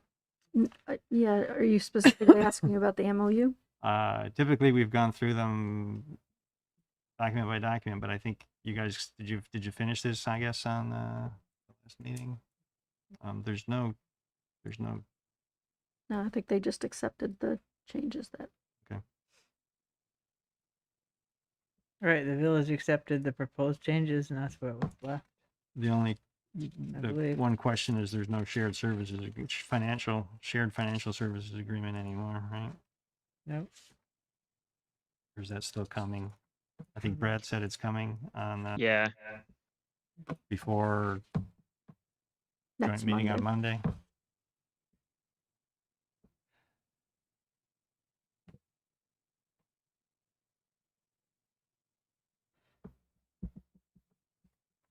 Okay, so anything we need to discuss about on the MOU? All right, then the delinquent tax agreement that changed to the tax collection agreement has gone back to the delinquent tax agreement, and all of the language about who's collecting taxes has been removed, which I'm fine with. I kind of have a any concerns on this?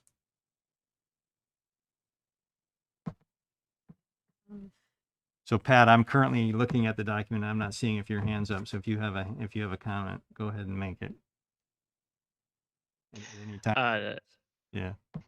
All right, yeah, I'll speak up, but no, I don't. I think we went through this and with some explanation last week, about exactly how the money's collected and everything. It just we felt that I think we ended up in a place where most of us were okay with it and the language. So this is what they're coming at, or rather, this is the result of that. But by and large, I don't have any issues with as it is. Okay, how about IT? Any concerns? Anybody have any? I have a couple. Tracy does too. So for the delinquent tax agreement, I don't see an end date or ability to amend should we need it. I thought we were going to be consistent and have that language in each agreement. But that was my only comment.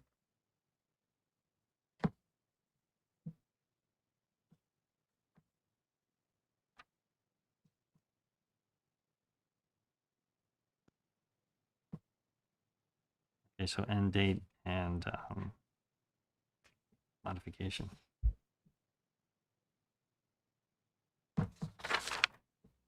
Right. Any other comments on delinquent tax? IT? Yeah, Sue? I have a couple. So, item number 3 at the top of, well, it's on the top of my page 2. I don't know. This, I think the trustees changed the wording from caused by their access to same to the data acquisition efforts. And I know that they were kind of struggling with how to represent it, and that kind of got put in there. My opinion is that data acquisition efforts is a narrow piece of what's happening, and it should be something broader like technology migration efforts if they're not comfortable with the access piece.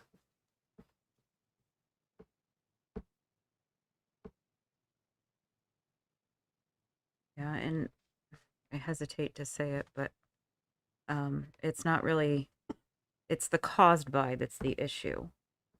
So it almost seems like damage to town infrastructure stemming from their access to same. Because that could be anything related to the migration.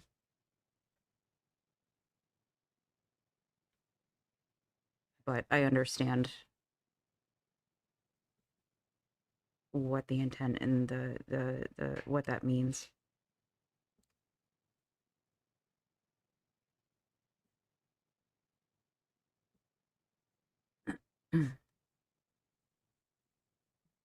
Okay, so Sue, your suggestion is to change data acquisition to technology migration efforts.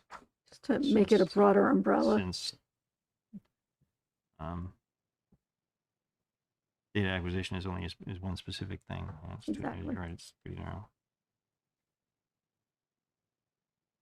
And then Tracy, you're suggesting caused by to be stemming from? Yeah, I mean, either or, I think it means the same thing. Okay. I'm just giving another option in case one is more acceptable than the other.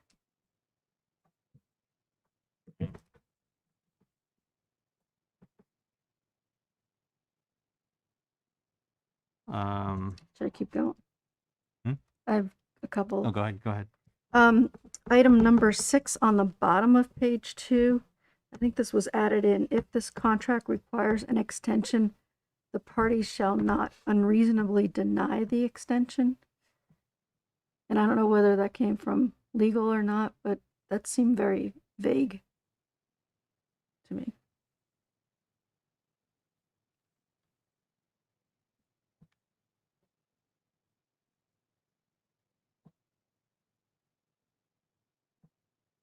Yeah, I was wondering about that language.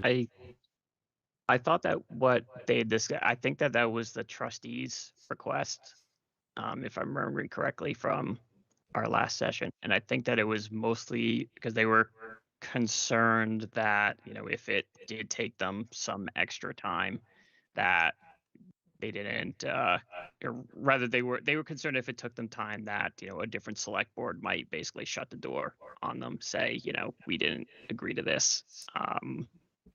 So it's gone this far, but now we're stopping. Maybe that should be within the right of a future select board. But it's the language I think that they wanted just to be on the page that we're not going to, if they need past June 30th for some reason of 2023, that we're not, or the select board isn't going to deny them. I don't know whether or not it needs to be in here or not. It's just, But yeah, and I understand the intent. I'm just concerned that it reads in a very subjective way rather than an objective way to say, if that future select board does not agree to extend it, how do they define how does the trustees or the city define whether that's reasonable or unreasonable? And is that I'm not a lawyer, so I don't know. Is that a legal term that has some teeth to it, or is that something that's subjective? I think Bill might be on the line. Yeah, the yellow line there. Well, doesn't that second line there, Sue, anyway, this agreement may be amended or modified by mutual written agreement of the parties. Wouldn't that cover if that goes over? That's the limit? item number 7. Right. Yeah. Which I had another question on. That used to be item number 13. I didn't know why it moved to what the significance was of it moving.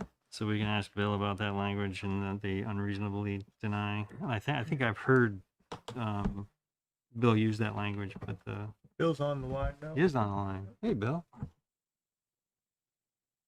Hi. So, Bill, there's a question about in the IT agreement, section 6, there was some language added by the trustees that says that the parties shall not unreasonably deny an extension if it's needed. Is that?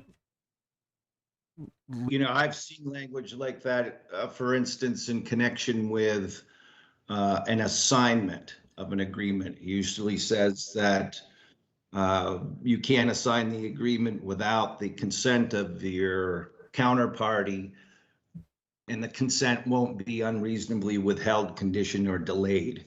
And it's, if there is a reasonable basis for withholding your consent, that's all you need. But if you're just doing it Out of spite. or in bad faith, that's not reasonable. So it's not, I would reword it a little bit, but that's, the concept is not foreign to me. Okay. So how would you reword it a little bit so it's more? Greg, you want to pull it up?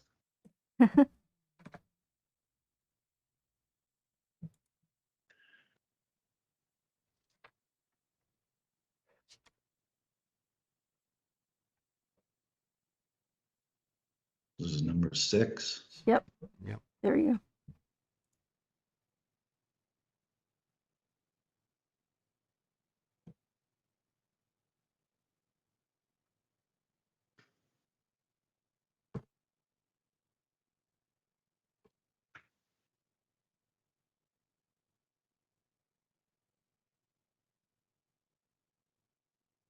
I can propose some language and circulate it tomorrow or All right. for the next day. Yep. So the agreement terminates on June 30th, 2023. And then the concept is if they require an extension, the town's consent is required, and said consent will not be unreasonably withheld, conditioned, or delayed. Let me work on that. That sounds good.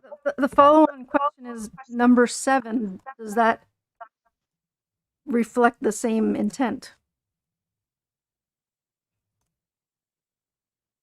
That was language that was added in, I think, because somebody wanted to have language in there about amending the agreement. And the discussion we had the last time was, let's move it up from where it was originally, which was at the end. Yep. Yeah, and so I think that allows you to amend the agreement before it ends. Oh, okay. The So other it's a different intent. talks about extension. That's all my items. All right. And anything else on IT?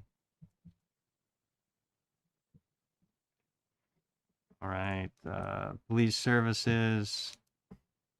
Done this one a lot. I don't see any changes in this. No, we finalized or effectively finalized it. Yeah. Okay, and then there's a memo from Brad saying that we should expect to see some additional agreements, or does it say that? There's some clarification in here that I had asked for about the clerk and treasurer, and it's the way it's stated in here. Also, it is stated this way in their charter, is that they're asking the town to continue providing all of the same services they've been providing during what they call their transition year, and then at the end of that transition year, the clerk and treasurer functions would likely separate. Unless another agreement is put in place. What else did this say? I thought, is there another memo?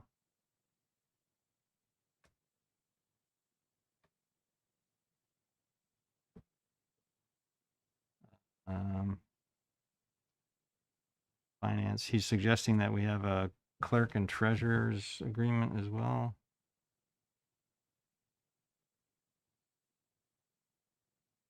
Sure, you can do that, and one's gonna be a city clerk and one's gonna be a town clerk. Yeah.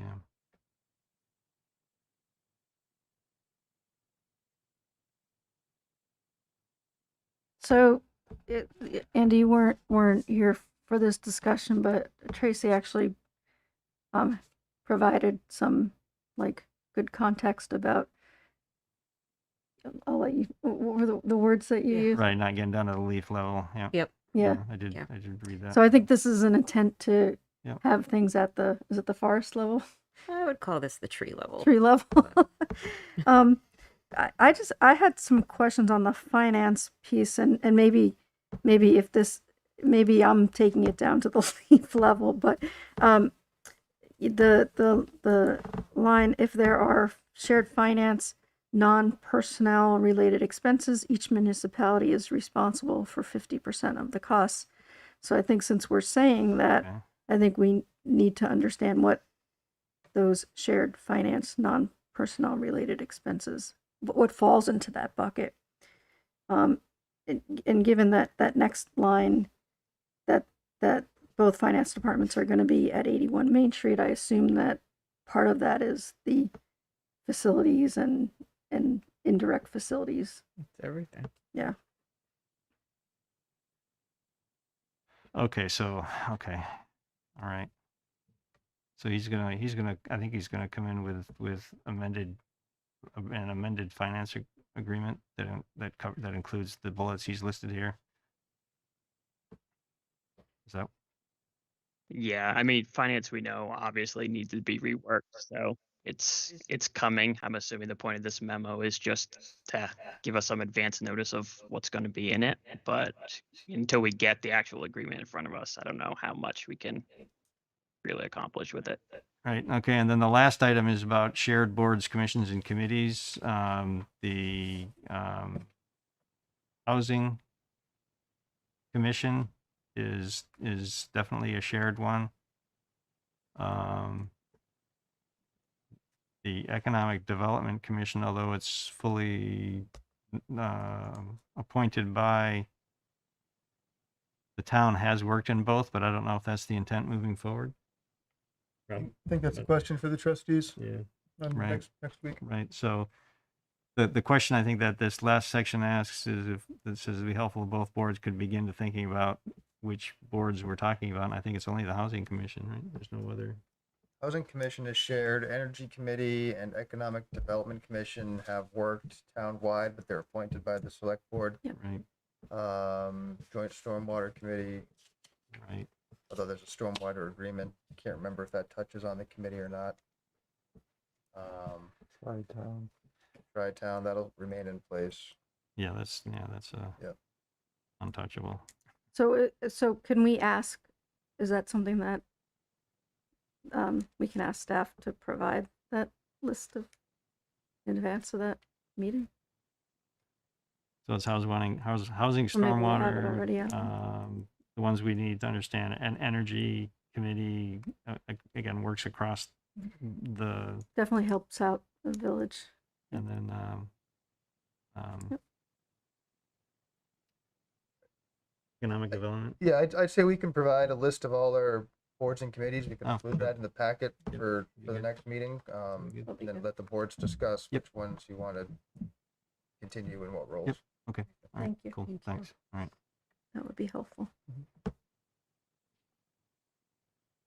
Okay. Then the next one here is the assessor agreement.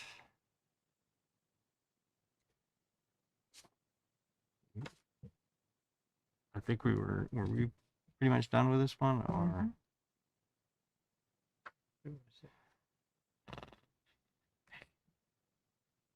The change that was made at the bottom of page 2, number 9, section 9, where city is crossed out and replaced with town assessor's position, does that still carry the intent forward?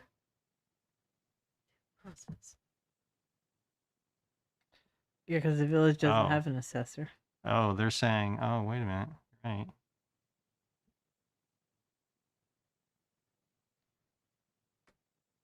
So I think the intent here is we've asked them to support our assessor's department until the reassessment is complete, which potentially includes all of the appeals. And I think this,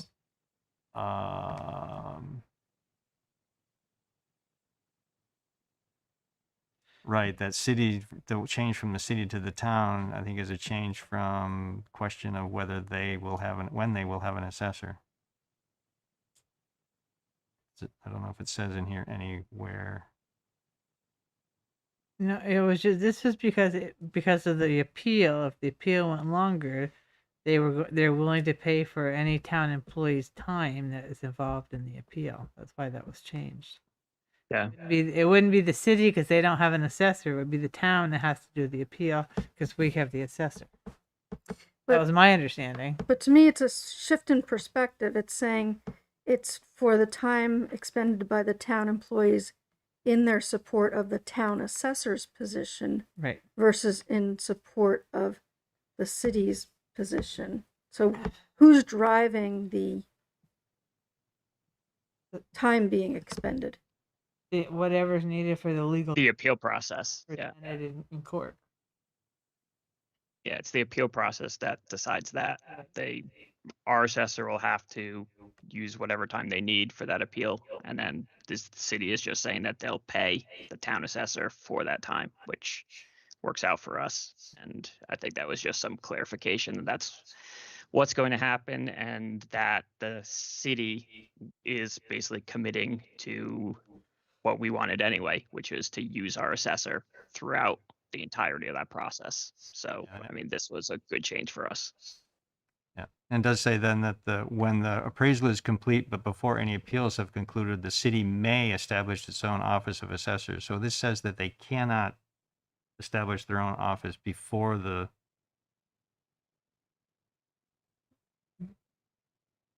reappraisal is completed, but they can do it during the period which appeals may still be continuing. But I think the intent is to continue to have the town assessors deal with the appeals. Is that what this? Correct. Reading that. Yep. Yeah, that was the intent. That's the way we want it. Okay. All right. Just for consistency, this one has on a reasonable hourly basis. The IT one has something about based on the salary and benefit costs of. That's right. The IT was more specific as far as exactly cost of the director. Yeah. Okay. What number was that, Sue? On the reappraisal one, it's item number 9. Right after where the change is from city to town assessor. Exactly. Yeah, position on a reasonable hourly basis. Yeah, right. And then the last thing I saw on this is item number 12. It doesn't have the same language. It doesn't have about the select board and the should see or hand delivered to the other party, and this has town of Essex, town manager, city of Essex, city manager, and I think all the others we've had be consistent to say. All right, language is not consistent in section 12. Okay. And the other ones don't just say or hand delivered. It says to the other party at a duly warned meeting of the town select board or the city council. Is that what you were referring to? Just that the language was not consistent. My other comment on this one is it clear enough that when the reappraisal ends, that this agreement ends? I don't see an end date. It says continuing a shared relationship. Wait a minute. It says or continue to share assessor services with the town. So it seems there's an option for it to be in perpetuity if they choose not to hire an assessor. But it does drive a new agreement. It says continuing a shared relationship will be pursuant to a new mutually agreeable agreement. Acceptable agreement, sorry.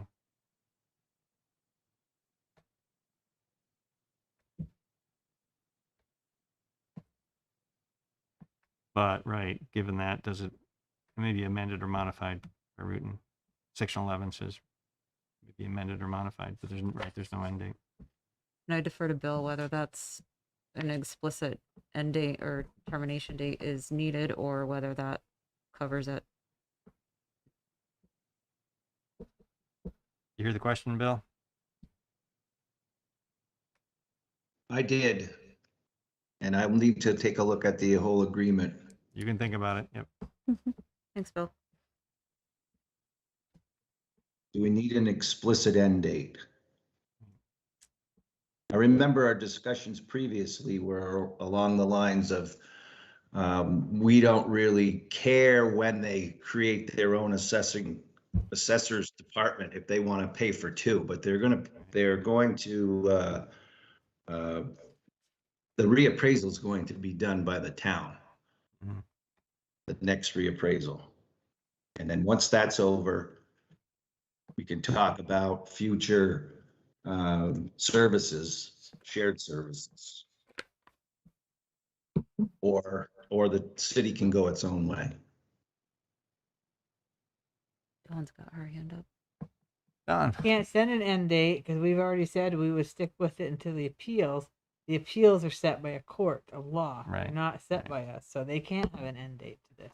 Yeah, and I didn't know whether it was until all appeals are concluded. If you could word it that way, but you can't give a specific time because yeah. It I would mean, not be, some appeals you go and they say come back next year because we're not dealing with it. You know, it's depending on, especially with the courts the way they are right now. right, it can't be date specific. Right. So that one. Or it gets appealed to the Supreme Court. Some people may. Could go on. Exactly. So they can't have a specific date at that time because you don't know the appeal time.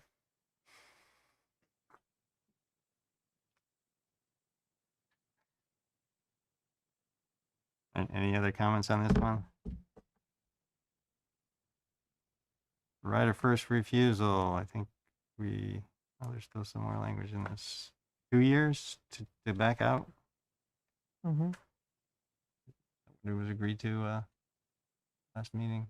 I think the last one we saw had one.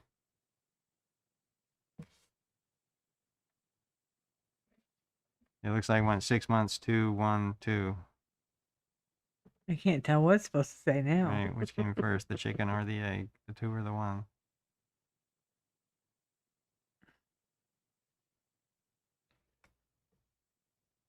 Not more than 2 years to close this transaction if they just choose to. If we offer a right of first refusal, they have 2 years to accept. Is that what this says? Or close the transaction? I'll read it. Is that what it's supposed to mean? The concept here is that they need to have time to have a bond vote. Yeah.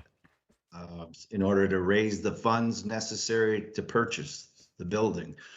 It's not like a typical commercial transaction where you say you've got 3 months to close on this deal. With the municipality, they need some time. The 2 years seems like it's on the longer side, and I believe we pushed back on to 1, and now it's pushed back to 2 again. But unless there's a inkling to sell 81 Main Street anytime in the near future, this is probably not an issue that should take up a lot of your time. Yep. All right. Anything else on right of first refusal? Be okay with 2 years? Yep. All right.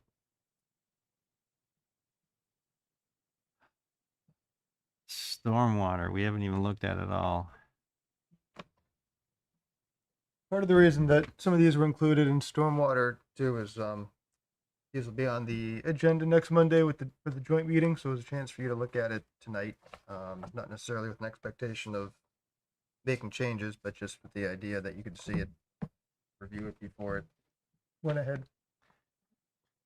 So generally, the recommendation is that we continue all of the current capital projects as they are funded, as they've been proposed. And then when those are done, then there's communities go their separate way on stormwater. Correct. And so there will be potentially some town capital projects, building infrastructure in the city, which is what we had planned to do anyway at this point with the money and the money's already, the funds are already committed, are already out there for this, or we would be applying for grants to close them out? It's been a while since I've looked at this, but that sounds about right. There's two big projects left. It's the Church of Latter-day Saints project and the town village stormwater projects. Most of those are in the town. There's already been some projects in the village that have been wrapped up, but these are the big ones that remain. And then once those are closed out, the concept is to get each municipality to fund its own way forward. Okay, so given that it's 10 minutes to 11, I don't think I really want to go through this paragraph by paragraph tonight, unless anybody really wants to. So I guess the homework is to look at this and feed comments to Bill. Yeah, this is one that has was crafted by stormwater staff, public works staff on the town and the village that agreed and proposed this. Yep. So please look at the stormwater agreement, get your comments to Bill, and then we'll be discussing it with trustees on Monday. Okay. And then some of this other is just back up on the stormwater. All right.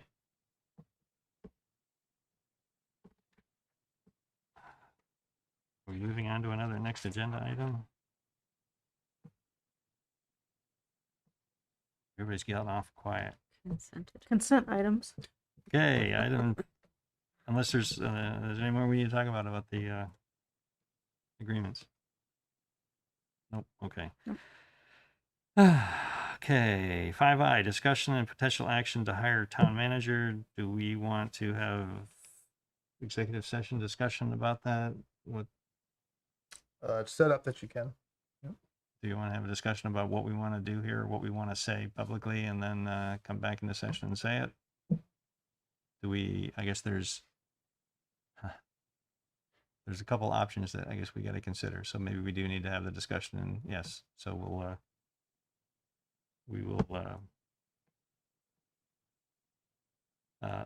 into executive session for that, and then the discussion about grievance also definitely is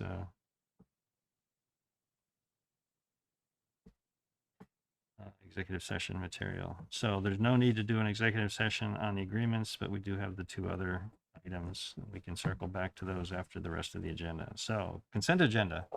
I move to approve the consent agenda. Thank you, Tracy. Second. Thank you, Sue. Any further discussion? I just wanted to make a comment about the Resilient Urban Forests for All grant. I think that was a great piece of work and wholeheartedly support that. I did notice that it has a due date of this Thursday, so I want to make sure that they know that we approve that so that they can move forward. They are aware. Thanks. All right, any further discussion? All those in favor, please say aye. Aye. Aye.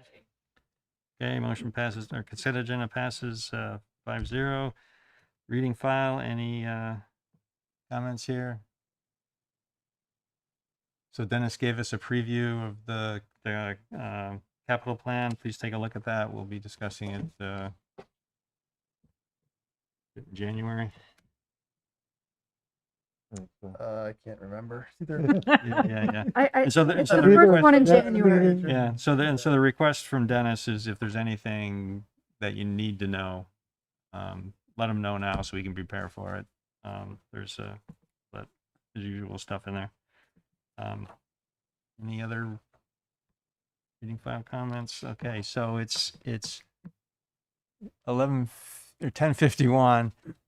It's unlikely that we're going to finish I don't think we're going to finish 2 executive sessions in 8 minutes. So at this time, Mr. Chairman, I'd like to make the motion that we stay in session till 11:30. Second. Thank you, Don. Thank you, Tracy. Any further discussion? Okay, all those in favor, please say aye. Aye. Aye. Aye. Opposed? Okay, so we will stay in session until 11:30. I have Hopefully the, that's adequate time. I have the motions for the executive session. Cool, perfect. Let's do that then. So I move that the select board enter into executive session to discuss the employment of a public employee in accordance with 1 VSA section 313A3. Did we need to include anybody? Um, Or should we? And then we don't need them. We didn't uh, list anyone, but if you want Evan and I or Bill is Bill. available too, we're all here. maybe Bill? Do we need? You can say it and we can leave. if Yeah, you let's don't- add To include Bill Ellis and let's add these 2 guys too, and Manager then we can and ask them. and the manager and the deputy town manager. Okay, thank you, Sue. Is there a second? Second. Thank you, Tracy. Further discussion? All those in favor, please say aye. Aye. Opposed? Okay, we'll go into executive session for There that. are 2 other motions, yeah. Yep. I move that the select board make the specific finding that general public knowledge of a grievance would clearly place the town at a substantial disadvantage. Second. Thank you, Sue. Thank you, Tracy. Any further discussion? All those in favor, please say aye. Aye. Aye. Opposed? Okay, motion passes 5-0. And I move that the select board enter into executive session to discuss a grievance pursuant to 1 VSA 313A1D to also include Bill Ellis, our town manager, and our deputy town manager. Second. All right, thank you, Sue. Thank you, Tracy. Any further discussion? All those in favor, please say aye. Aye. Aye. Opposed? Okay, motion passes 5-0. We may choose to come back to, and I think our intent is to come back and make a motion. So, Scott, you don't have to stay, but we will come back to the Teams meeting so that if anybody's still participating there, they can see the final motion we make. As usual. Did you drop something or did? I just.